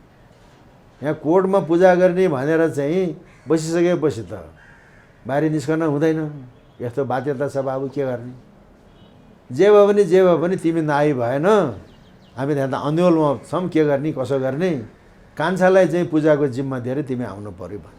कान्छा भनेको जसको घरको दैलोमा त्यो बोका भाग्यो, चैते दसैँमा जो कोडभित्र पसेर चाहिँ पूजा गर्यो, लौ त भनेर उसैलाई चाहिँ मैले कोडको पूजा गर्ने जिम्मा, बडा दसैँको नवमीको जिम्मा दिएर म छोडेर यहाँ आएँ। मैले बिहोरेको घटना। अनि बलि पूजामा केही सत्यता छ। तपाईँ आफैले त्यो अनुभव गर्नुभयो? आफैले गरेँ। अब यो बलि प्रथा यो भयो, बलि प्रथा हिन्दू धर्मसँग जोडिएको छ काहीँ न काहीँ, र त चल्दै आएको छ। अनि चाहिँ गुरुङहरूमा एउटा चलन के छ भने, मान्छे मऱ्यो, अर्गुँ गर्यो, जसको घरमा कुलदेवताको थान छ, कुलदेवता स्थापना गरेको छ, गुरुङको चलन र मैले फेसबुकमा हेरेँ त्यो पश्चिमतिर कहाँको चलन हो खै कुनै एउटै रहेछ। गुरुङकोमा चाहिँ नि कुलदेवताको पूजा गर्दा बाख्री काट्दैन, भेडा काट्छ, भेडाको भोग दिन्छ, त्यो पनि सर्वाङ्गै निकाल्ने हो। मान्छे मर्दाखेरि अर्गुमा चाहिँ नि बुढी बाख्री काट्ने, त्यसको पनि सर्वाङ्ग निकाल्ने। उतापट्टिको खस बाहुनहरूको चाहिँ छाला सर्वाङ्ग ननिकालिकन त्यो शरीरै समेत चाहिँ नि छालाले मुखले तानेर ल्याएर धामीले बाहिर फाल्दो रहेछ। त्यसरी फाल्छ। अनि फाल्दाखेरिमा मान्छे मर्दाखेरि अर्कोमा छाल ल्याएर चाहिँ हुत्याइदियो छाला। टाउको तगारातिर फर्क्यो भने मरेको मान्छे आफ्नो बाटो तताएर गयो, यो घरलाई अब शान्ति हुन्छ। किन मान्छे मरेपछि हामी पितृ भन्छौँ। बाहुनले पनि श्राद्ध गर्दाखेरि त प्रेत भन्छ नि त। सपिन्डे नजोडीसम्म त प्रेत, फलाना बडा गुरुजी मऱ्यो, श्रीपाँच मऱ्यो, उसलाई श्रीपाँच बडा फलाना गोत्रको फलाना प्रेत भन्छ नि त। तपाईँ त मामुको क्रिया गरेर आउनुभयो। जब सपिन्डी जोडेपछि त त्यो पितृ भयो, मरेपछि त त्यो त प्रेत भयो, त्यो भूत भयो। 10 दिनपछि ढिग्रो फुटेपछि बल्ल पितृमा सपिन्डी जोडेपछि बल्ल पितृ भयो। नत्र भने 11औं दिनसम्म त त्यो प्रेत हो, फलाना प्रेत, फलाना गोत्रको फलाना। अनि त्यो प्रेत त भूत त फर्केपछि त फेरि पिर्ने भयो, विघ्न बाधा हुने भयो। अनि तगारोतिर मुख फर्कनु पऱ्यो। कुलदेवताको पूजा गर्दाखेरि पनि अब चाहिँ टाउको घरतिर फर्क्यो भने त्यो घरको दुःख दहालो त्यहीँ छ। टाउको तगारोतिर फर्क्यो भनेदेखि गयो, अनि दुःख दहालो मान्छे शान्ति हुन्छ भने। मैले चाहिँ नि कुलदेवता पूजा गरेँ। अझै कुलदेवता पूजा अझै गर्नु परिन्छ। त्यसको यो कोरोनाले गर्दाखेरि समय अवधि टर्यो, 5-5 वर्षमा गर्नुपर्ने। एकपटक कुलदेवता पूजा गर्दाखेरि हाम्रो गाउँमा भेडा पाल्न छोडे। सिग्लेसको गोठ 10,000 मन बरुवाल भेडा, कालो एक वर्णे कालो भेडा ल्याएर चाहिँ त्यसको बलि दिएर सर्वाङ्ग निकाल्यो। मध्यराति लामाले त्यो भेडाको चाहिँ तल्लो ओठलाई आफ्नो ओठले च्यापेर घरको परिवार जति सबै त्यहाँ बस्ने, अनि त्यसको छालाले यसो सबै मनसाएर अनि ढोकाबाट बाहिर हुत्याउनु पर्यो। अनि हामी त त्यहाँ बसेका छौँ। मध्यराति गोद्राममा फाल्यो। कता फर्क्यो टाउको भने मैले सोधेँ। टाउको त आँगनको डिलतिर फर्क्यो भने आनन्द भयो नि, हो कि? त्यो छुक बिछुक हेर्ने, सकुन अपसकुन हेर्ने, त्यस्तो छ भने गुरुङहरूको चलन र पश्चिमीको खसबाहुनको मास्टर त एउटै रहेछ नि त। यता छाला तान्ने, उता सर्वाङ्गै तान्ने, छाला तान्ने। यो मस्टको बारेमा तपाईँ र मैले यसअघि यस्तै यो कुरा पनि गरेका थियौँ। त्यस्तो हो। त्यस कारणले बलिमा सत्यता छ। अब अनि कुलदेवताको पूजा गरेँ, भेडाको टाउको उता फर्क्यो। अनि पो म यहाँ नेपाल प्रज्ञा प्रतिष्ठानको उपकुलपति हुन पाएँ। मैले कुललाई पनि मानेको छु, पितृलाई पनि मानेको छु, देवी देउराले आएर भएर नागनागिनीले पनि मानेको छु, गुरुङको परम्पराको दसैँ पनि मानेको छु, हिन्दू विधिको परम्परा पनि मैले मानेको छु। त्यस कारणले चाहिँ नि दसैँ यो शक्ति उपासना हो। बलि पूजामा सत्यता छ। यो शक्तिपीठहरूमा पूजा गर्नुको कारण पनि त्यही हो। त्यही हो, शक्ति जगाउने, शक्ति जगाउने। अब यहाँ चाहिँ नि सर्पको पूजा हुन्छ। त्यहाँ सर्प या जिउँदो सर्प होम्ने पनि छ इन्द्रायणीमा 12-12 वर्षमा। यो विष्णुमतीको चाहिँ इन्द्रायणीको पीठमा जिउँदो सर्पयाग गर्ने चलन पनि छ। सर्प भनेको के हो? कालको प्रतीक हो। किन सर्पले ठुङ्गेपछि त मान्छे मर्छ नि त। त्यो काललाई कसैले धारण गर्न सक्छ? जसले कालकुट विष पचाउँछ त्यो शिवजीले मात्रै सर्प धारण गर्न सक्छ। त्यो काललाई चाहिँ नि त्यसको कालको प्रतीकको रूपमा जिउँदो सर्प हुन्छ। अब यी सबै कुरा भइसकेपछि आज घटस्थापना, आज घर घरमा दसैँ भित्र्यायौँ हामीले। दसैँ भित्र्याउँदा हामी जमरा रोपेर सुरुवात गर्छौँ। जमराको मान्यता के छ, अर्थ के छ भन्ने कुरा पनि एउटा महत्त्वपूर्ण विषय छ। त्यो जमरा बढिसकेपछि विजया दशमीको दिन हामी टिका लाउँछौँ, मान्यजनबाट आशीर्वाद पनि लिन्छौँ। जमरा, आशीर्वाद र दक्षिणा पनि लिन्छौँ हामी। यी तीनवटा कुराको चाहिँ महत्त्व के छ? अब जमरा कहिले राख्ने भन्नेमा पनि आफ्नो आफ्नो परम्परा छ। जस्तो गुरुङ मगरहरूको कोडको बलि पूजाको जमरा घटस्थापनाको दिनमा राख्दैन, औँसीको चाहिँ साँझमा राख्छ। किनभने औँसीको दिनमा त जुन त हुँदैन, घाम आस्ताइसकेको हुन्छ, घाम पनि हुँदैन, घाम पनि नभएको जुन पनि नभएको साँझमा जमरा राख्छ। त्यो कोडको बलि पूजाको ठाउँ ठाउँमा चाहिँ एउटा टोपरी एउटा बोतामा राख्दो रहेछ। तर हाम्रो घरमा अब चाहिँ 9वटा बोतामा राख्ने चलन छ। हिजो बेलुका हामीले राख्यौँ, मैले राख्यौँ। नवमीको दिनमा अब त्यो चाहिँ 9वटा बोता कोर्टमा लाने। त्यसपछि जमरा राखिसकेपछि त्यहाँ चाहिँ नि नगरचियाहरूले सेवा लाउने भनेपछि चाहिँ नि नगरा लाउने र अहिले धेरै बिस्तारै हराउँदै गएको छ यो त्यो बिस्तारै हरायो। अनि घटस्थापनाको चाहिँ दिनमा ठाउँमा चाहिँ नि पञ्चाङ्ग निर्णायक समितिले दिएको साइतमा घटस्थापना गर्ने जमरा राख्ने। तर कुनैको के छ भन्दाखेरि द्वितीयाको चाहिँ जुन हेरेर अनि द्वितीयाको चाहिँ साँझमा जमरा राख्ने पनि चलन छ। 3 थरी परम्परा छ। यो जमरा भनेको के हो भन्दाखेरि यो कृषिको परीक्षण सोइल टेस्ट गरेको जस्तो सोइल टेस्ट हो यो, परीक्षण हो। मकैको पनि राखिन्छ, जौँको पनि राखिन्छ। वास्तवमा चाहिँ मकैको होइन, अहिले त पञ्चधान्य नवधान्य भनेर के को पनि राख्दो रहेछ, धानको पनि राख्ने। तर चाहिँ नि जमरा भनेको जौको, यब भनेको जौ, त्यसको अङ्कुरा, यब अङ्कुरा भन्दा जमरा भएको छ। यब भनेको जौको अङ्कुरको अङ्कुरा जमरा। त्यो त औषधि रहेछ, ब्लड प्रेसरलाई निको बनाउने, क्यान्सरै निको बनाउने, अब सुगर निको बनाउने। र अहिले दसैँ नमान्नेहरू पनि अब चाहिँ आफ्नो लागि जमरा उमारेर अघिपछि पनि दसैँमा बरु जमरा नराख्ने, फाल्टु समयमा चाहिँ जमरा राखेर जमराको रस खाने, बाटोघाटो स्वयम्भूतिर पनि अब चाहिँ जमराको जुस खाने, त्यस्तो चलन चल्यो। त्यो औषधि हो। त्यसपछि अक्षत तिम्रो नाश नहोस् है, कहिले पनि तिम्रो क्षत नहोस्, अक्षताको टिका लगाइदिएछ। अनि जमरा त औषधि हो। हाम्रो औषधि त अहिले कानमा टाँस्यौँ, आखिरमा त्यसले त चाहिँ सुगर निको बनाउने, ब्लड प्रेसर निको बनाउने, कानमा राखेर आशीर्वाद दिएको छ। वैज्ञानिक महत्त्व यो छ, यसको दिएको छ। अब दक्षिणा भनेको त ठुलाले सानालाई दिने हो, तर ठुलाले सानालाई होइन, बाहुनहरूमा सानाले ठुलालाई,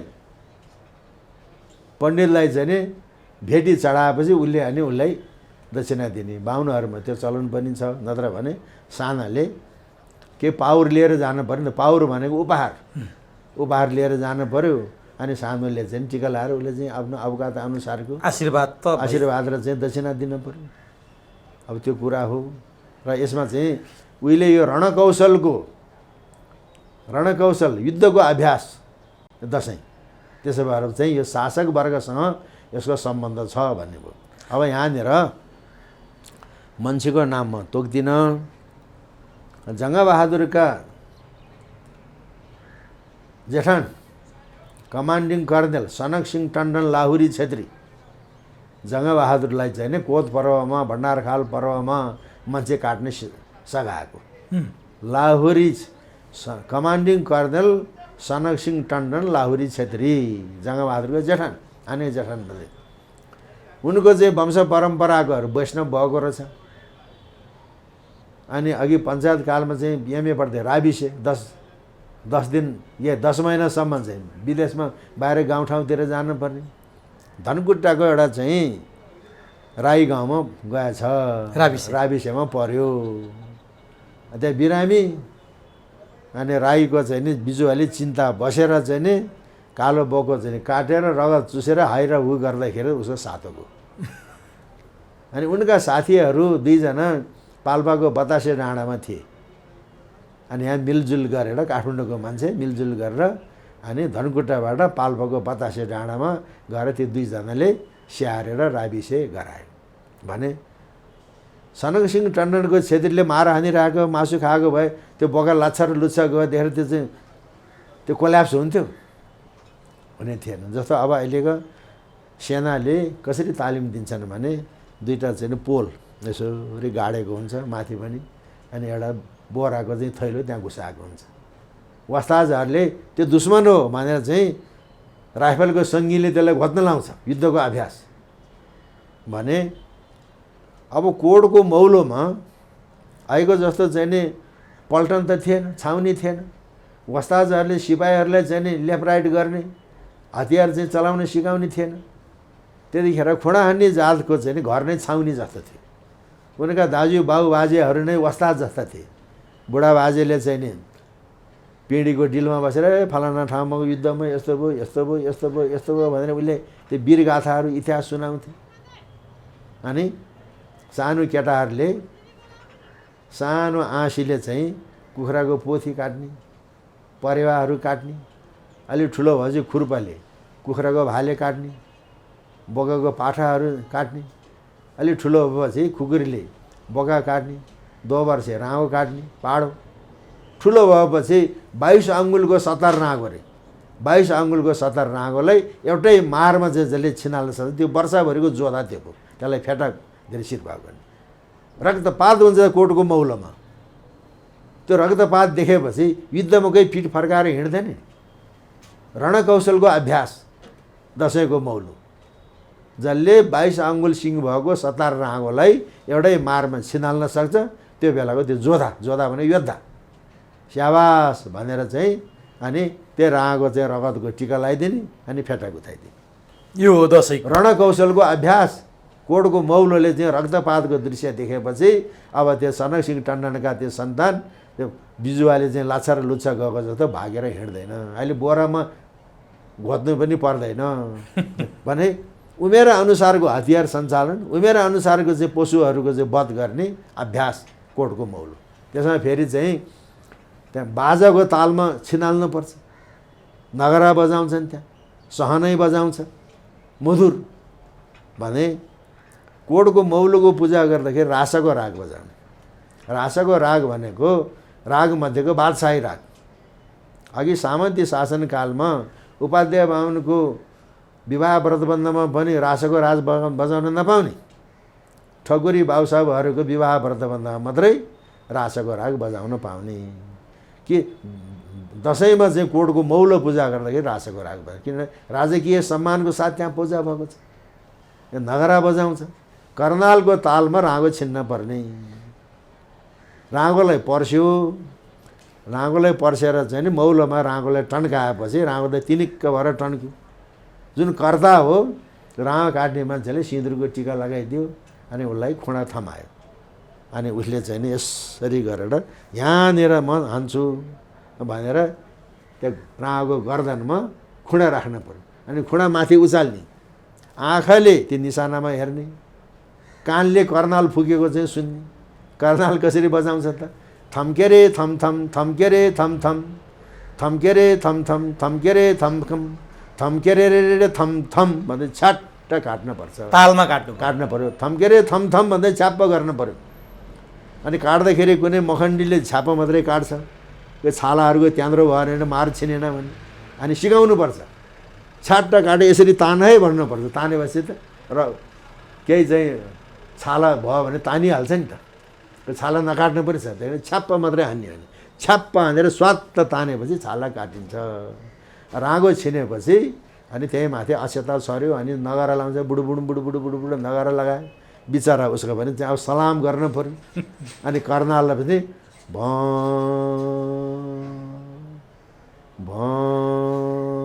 एकहोरो भ गरे तिन त्यो राँगो चाहिँ त्यो त महिषासुरको, त्यसलाई नि सलामी गर्नु पऱ्यो।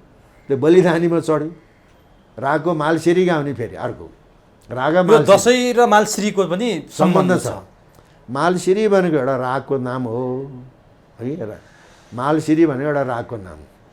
अब यसमा यो त भारतमा पनि छ राग मालसिरी, नेपालमा पनि छ। यो नेवारहरूको दाफा भजनमा पनि राग मालसिरी गाउँछ।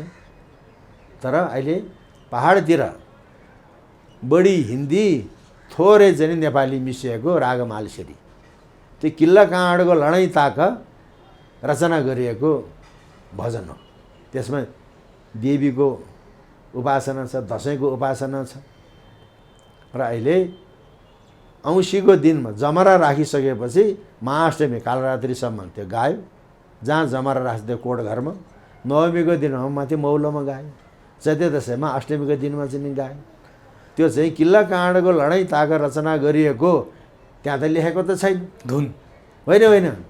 जुन पहाड खण्डमा अहिले चाहिँ प्रचलित राग मालसिरी, राग मालसिरीको आधारमा जुन भजन रचना गर्यो त्यो किल्ला काँडको लडाइँ ताका चाहिँ नि रचना गऱ्यो भने त्यहाँ त लेखेको त छैन नि।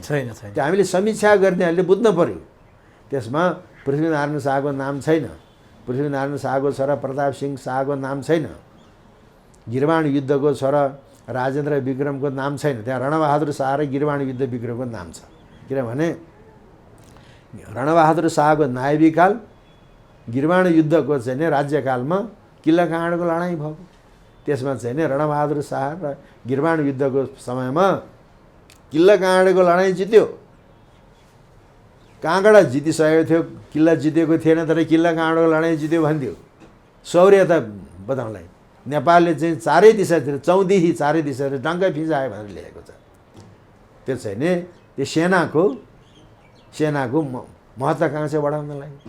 भनेपछि यो दसैँको चौतर्फी महत्त्व छ, सबैतिर जोडिएको छ। अब म यो तपाईँसँग जति कुरा गरेँ, 9 रात 9 दिन कुरा गरेँ पनि नसकिने जस्तो लाग्न थालिसक्यो, नवरात्रि भन्या जस्तो। अब म अन्तिममा एउटा प्रश्न सोध्छु यसलाई बिट मार्ने बेलामा। दसैँ अघि मैले सुरुमा पनि भने रामले रावणमाथि विजय गरेको भनेर पनि हामीले भन्छौँ, असत्यमाथि सत्यको विजय भन्छौँ, देवीले महिषासुरमाथि विजय गरेको पनि भन्छौँ, शक्तिको आराधना गरेको पनि भन्छौँ। खासमा के हो यो वास्तवमा? अलिक धेरै कुराहरू हुँदाखेरि अलिक भ्रम पो सिर्जना हुने हो। अब भारतमा रामलीला, नेपालको मधेसमा पनि रामलीला, तर नेपालको पहाडको रामलीलासँग यसको सम्बन्ध छैन। र कलकत्तातिर काली पूजा हुन्छ, त्यहाँ रामलीला मनाउँदैन। तर नेपालको पहाडको दुर्गा पूजा, दुर्गा भवानीको पूजा हो, यो दुर्गा पूजा हो। अनि अर्को रमाइलो पक्ष एउटा छुटेछ। रमाइलो पक्ष खास गरिकन गण्डकी प्रदेशका कोटहरूमा मान्छे कसरी मिलेर बसेका छन् त? मान्छे कसरी मिलेर बसेको छ? गण्डकी प्रदेशका कोटहरूमा मगर पुजारी, बाहुन पुरेत, हेर्नुहोस् त, उनीहरूको चाहिँ उपाधि पनि मगर पुजारी, बाहुन पुरेत। जहाँ काली स्थापना गरेको छ, काली स्थापना गरेको ठाउँमा मगर पुजारी र तखतमा चढेका राजा मात्रै पस्न पाउँछ, बाहुन त पस्न पाउँदैन। बाहुन त बाहिरी खण्डमा बसेर चण्डी पढ्ने, देवी भागवत पढ्ने, सुहासोदा गर्ने हो, भित्र पस्न पाउँदैन। जस्तो अनि कालरात्रिको मध्यरात, अहिले मध्यरात भने त अङ्ग्रेजले घडी बनाइदियो 12 बजे। अहिले त मध्यरात भने कसरी चिन्ने त? जुन ढल्केपछि मध्यरात भयो। अनि मगर पूजाहरूले केराको पातमा भातीको जाँड पोको पारेर सुट्ट गरेर कालीलाई चढाउँछ।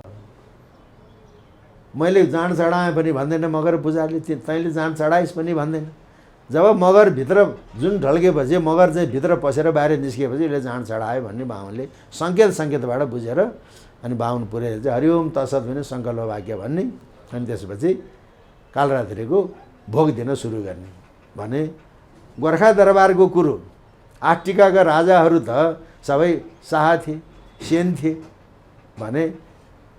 हिन्दू धर्मावलम्बी आर्य संस्कृतिका अनुयायी तागाधारी ठकुरीको कोटमा मगरले जाँड चढाउने हो?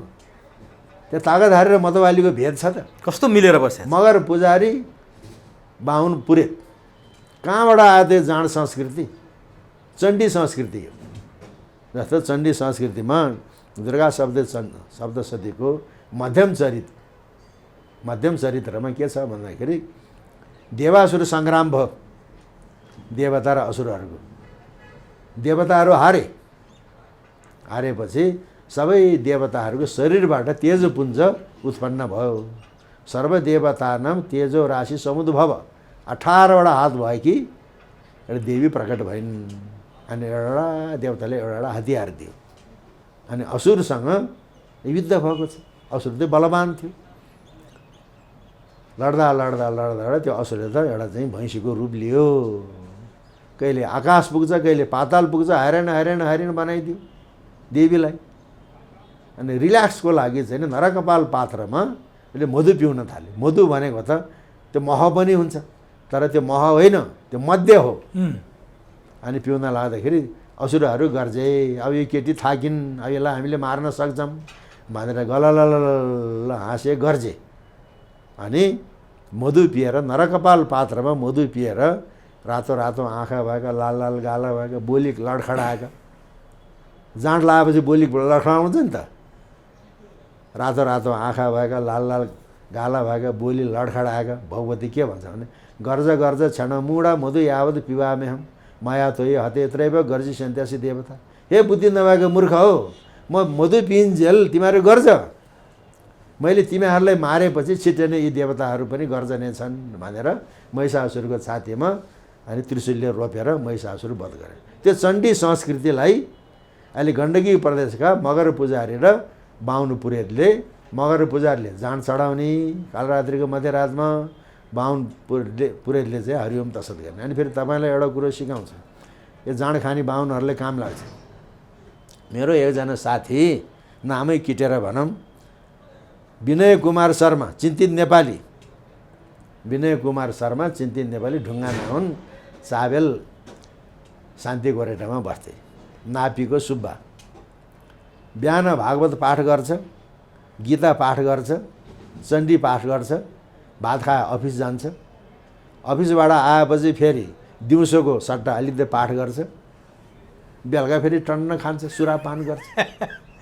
अनि मैले गुरु तपाईँ चाहिँ नि त्रिकालमा भागवत वाचन गर्नुहुन्छ, यो राम कटेरोमा तपाईँहरू मासु खानुहोस्, चुरोट खानुहोस्, यो रसादीको यहाँ प्रवेश गर्न हुँदैन भनेर भयो। गुरुङ तपाईँलाई के थाहा छ, रक्सी पचाउन सक्ने मन्त्र छ मसँग भन्, रक्सी पचाउन सक्ने मन्त्र छ। के के के छ त गुरु, रक्सी पचाउन सक्ने मन्त्र? रक्सीको गिलास हातमा लियो, मनमा गर्ज गर्ज क्षण मुड मधु यावत पियामे मया तय हते त्रेव गर्जी सेन्तासी देवताहरूले सुत्त खाएपछि रक्सी लाग्दैन। जडा बाहुनहरू कस्तो बुद्धि होइन। त्यही कारणले जाँड खाने बाहुन जतिलाई सबैले म यो उपदेश दिन्छु, सकभर तपाईँले जाँड नखानुहोस्, खानुहुन्छ भने मन्त्र पाठ गरेर खानुहुन्छ भने गर्ज गर्ज क्षण मुड मधु यावत पियामे मया तय हते त्रेव गर्जी सेन्तासी देवता मनमनमा जड्ने सुत्त खाने। विनय कुमार शर्माले सिकाएको जाँड खाने बाहुनको बुद्धि त्यस्तो हुन्छ। र बाहुनको जति जाँड खाए पनि उसको दिमाग त सघाउ आउँछ नि, झन् बढी क्रियाशील हुन्छ बाहुनको बुद्धि। झन् जाँड खानतिर आकर्षित हुने तरिकाले भनिदिनु भयो त आज तपाईँ। त्यो त अब उपकारको लागि भन्न पऱ्यो नि, किनभने चण्डी संस्कृति हो, देवी भगवती। अब म अन्तिममा तपाईँलाई के सोध्छु भने, तपाईँ आफू पनि जनजातिको मान्छे, यो बाहुन छेत्री भन्दा पनि बढी तपाईँलाई संस्कृतिको बारेमा, धर्म संस्कृतिको बारेमा मन्त्र तपाईँले भन्दा मलाई आफै लज्जाबोध भइरहेको छ। यहाँ हामीलाई केही पनि थाहा छैन, यति बुझिसकेको मान्छे। अब अलिकति हुन त एजेन्ट बाहुनै हो भनेर तपाईँले भनिसक्नुभयो, क्रिस्चियनिटी फैलाउने। अन्तिममा जो जनजातिहरू दसैँको विरोध गर्नुहुन्छ, यो बाहुनको मात्रै हो भनेर आरोप लाउनुहुन्छ, तपाईँले भन्दाखेरि अलि परिपक्व होला, अलि महत्त्व लिएला, त्यस्ता विचार राख्ने जनजाति, आदिवासी अथवा तपाईँ जस्तै समूहका दाजुभाइ दिदीबहिनीलाई यो कार्यक्रम मार्फत के भन्न चाहनुहुन्छ? मैले अघि नै भने यो चाहिँ शक्तिको उपासना हो। शक्ति उपासना भनेको प्रकृतिको उपासना हो। त्यो भनेको आदिवासी जनजाति, प्रकृतिसँग चाहिँ आदिवासी जनजातिको चाहिँ नजिकको सम्बन्ध छ। अघि कुनै समयमा यो चाहिँ रणकौशल युद्धको चाहिँ अभ्यासको रूपमा पनि थियो, शासकीय सत्ताको रूपमा पनि थियो, तर अहिले सामाजिक सद्भावको रूपमा आएको छ। सामाजिक सद्भाव। अब अर्को कुरो छुट्यो यहाँनिर, अब हामी दमै नगरा लगाउने भन्छौँ। पोखरामा जुन टोलमा मेरो घर छ, पोखराको भैरव टोल, विन्ध्यवासिनी जाने बाटोमा, भैरव टोलबाट नदीपुर जाने बाटोमा एउटा दमै टोल छ। अहिले पोखरामा एउटा टोलको नाम हरायो, त्यो लामा चौतारा। अहिले लामा चौतारा भनेर मान्छेले चिन्दैन, अहिले भैरव टोल भन्न थाल्यो। लामा चौतारा एउटा दमै गाउँ छ।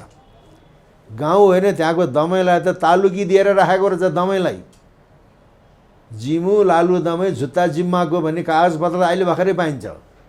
जिमु भनेको जिम्मुवाल मुखिया, लालु दमै झुत्ता जिम्माको कागज। अहिले त पोखरा त गुरुङ गाउँ भएको छ। उहिले त त्यहाँ त बाहुन क्षेत्र नेवारको मात्रै बस्ती थियो। र जिमु लालु दमै झुत्ता जिम्माको जग्गामा घरधुरी खडा गरेर बसेका, अथवा घरधुरी खडा नगरे पनि उसको झुत्ता जिम्मामा जग्गा भएका बाहुन क्षेत्रीले मुखिया साहब भनेर बडा दसैँको टिकाको दिनमा केरा र दही लिएर जानुपर्ने। नेवार जतिले मसिपो भने मसलाको लिएर जानु, दमैले टिका लगाइदिने थिएन, मुखिया मान्न जानु पऱ्यो नि त। बाहुनले, क्षेत्रीले, नेवारले अब लालु दमैलाई चाहिँ नि मुखिया मान्न जानु पर्यो। कस्तो किसिमको चाहिँ सामाजिक सद्भाव त जोडिएर चाहिँ तालुदार जिमल मुखियाल भनेको चाहिँ बाहुन छेत्री ठकुरी गुरुङ मगर राई लिम्बू मात्रै छ र दमै छ। पोखराको लालु दमै झुत्ता जिम्माको। अनि पोखरामा चाहिँ नि मुसलमानको बस्ती छ। नेपालका पहाडका मुसलमानहरू ती आततायी होइनन्, ती आततायी होइनन्। अहिलेका 2200-2400 राजाहरूले आफ्ना रानी रनिवा छोरी बेटीको चाहिँ अब सौभाग्यको प्रसादनहरू आपूर्तिको लागि ल्याएर जग्गा दिएको, तालुकी दिएर राखेको। पोखराको कुणाहरूमा मुसलमानको बस्तीमा 3 तालुक रहेछ, 3वटा तालुकदार रहेछन्। तपाईँले चाहिँ अली मियाँको नाम सुनिएको छ, लोकगायकै हुनुहुन्छ। अली मियाँको बाबु दिन मोहम्मद मियाँ एक तालुक मध्येको एउटा तालुकदार रहेछ। त्यहाँको रहिमत अली मुखिया भनेर बुढो कुकुरलाई त मैले पनि देखाएको थिएँ 18-19 सालतिर। रहिमत अली मुखिया दसैँ भनेको त हिन्दूको चाड हो नि त, नेपालीको चाड हो नि, मुसलमानको चाड हो र। मुसलमान तालुकदार मुखियाको जुत्तामा जग्गा जमिन भएका, उनको जुत्तामा चाहिँ घर जग्गा भएकाले बाहुन छेत्रीले केरा र दही, नेवारहरूले मसिपो मानेर मुसलमानलाई मुखिया मान्न जाने। मुसलमानले टिका लगाइदिने थिएन।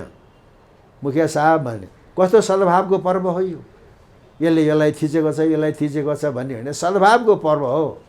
र अहिले हामी चाहिँ नि क्रिस्चियनको हामी सबै, तपाईँले चाहिँ डाइरेक्ट रूपमा खानुहुन्न होला, मैले डाइरेक्ट रूपमा खाएको छैन, तर क्रिस्चियनको नुन हाम्रो नसामा छ। किनभने राज्य चाहिँ नि अब युरोपियन युनियनको पैसाले चलेको छ। हामी तलब खान्छौँ, पेन्सन खान्छौँ। 5 पाण्डव जुवामा हार्यो, 3 दिनकी रजवती द्रौपदीलाई ल्यायो, दुशासनले साडी तानेको छ, यो 5वटा लोग्नेको स्वानीय वेश्यालाई निर्वस्त्र बनाउने भनेर त्यहाँ भीष्म पितामह बाउको इच्छा पुरा गर्नलाई म बिहा गर्दिनँ भने भीष्म प्रतिज्ञा गर्यो है। भीष्म पितामह गुरु द्रोणाचार्य, कृपाचार्य, विदुर जस्ता ज्ञानी कौरवको नुन खाएको छ, यसो गर्न हुँदैन कसैले भन्दैन, निहुरी मुन्टो लाएर बसेको छ। अरे भगवान् कृष्णले वरदान दिनुभयो, दुशासनले सारी जति खिचे पनि नसक्ने भयो। हामी अहिले चाहिँ गुरु द्रोणाचार्य, कृपाचार्य, भीष्म पितामह, विदुर जस्ता भएका छौँ, नुन खाएका छौँ। उनीहरूको प्रत्यक्ष हामीले खाएको छैन, तर युरोपियन युनियन र चाहिँ अमेरिकाको चाहिँ सहयोगबाट देश चलेको छ। हामी तलब खान्छौँ, पेन्सन खान्छौँ, त्यसैको चाहिँ नुन छ, त्यो खाने हामी निरीह भएका छौँ। र एक्ला बृहस्पति झुट्टा, तर 6 बेला लाग्छ घाम, आत्तिन हुँदैन, मात्तिन पनि हुँदैन। पहाडतिर 6 बेला घाम लाग्छ, घाम अस्थायी सहेको छैन, अझै समय छ। 6 बेला लाग्छ घाम। त्यस कारणले हामी संयमित हुनु पऱ्यो, आत्तिन पनि हुँदैन, मात्तिन पनि हुँदैन। र चाहिँ 2078 को बडा दसैँले अब चाहिँ नि हामी सबैको चाहिँ कल्याण गरून्। केवल नेपाली मात्रै नभइकन अहिले विश्वमा जुन कोरोना मचिएको छ, दुर्गा भगवतीले विशासय भोग ग्रहण गरेपछि यो कोरोनाको महामारी पनि चाहिँ शान्त गराओस् भन्ने कामना गर्दछु। ल सबैको जय होस्। हस्, यो व्यस्त समयका बावजुद पनि तपाईँले जसरी दसैँको, हिन्दू संस्कृतिको, नेपालको संस्कृतिको, रीतिथितिको बारेमा आम दर्शकलाई जानकारी गराइदिनु भयो। अझ यो बडा दसैँ हिन्दूहरूको, नेपालीहरूको सबैभन्दा ठुलो महान पर्व बडा दसैँको बारेमा जानकारी गराइदिनु भयो। आजबाट मैले पनि विजया दशमी र दीपावली भन्ने सकेसम्म प्रयोग नगर्ने प्रण गरेँ, किनभने यो हाम्रो शब्द होइन रहेछ। तपाईँबाट त्यो पनि जानकारी पाएँ। र अन्तिममा यति कुराकानी गरिसकेपछि आजैदेखि सुरु भएको दसैँ तपाईँका लागि, आम दर्शकका लागि हर्षोल्लासका साथ बितोस्। सबैलाई विजया दशमीको, बडा दसैँको शुभकामना भन्दै यो कार्यक्रम यही टुङ्ग्याउँछु। सबैको जय होस्।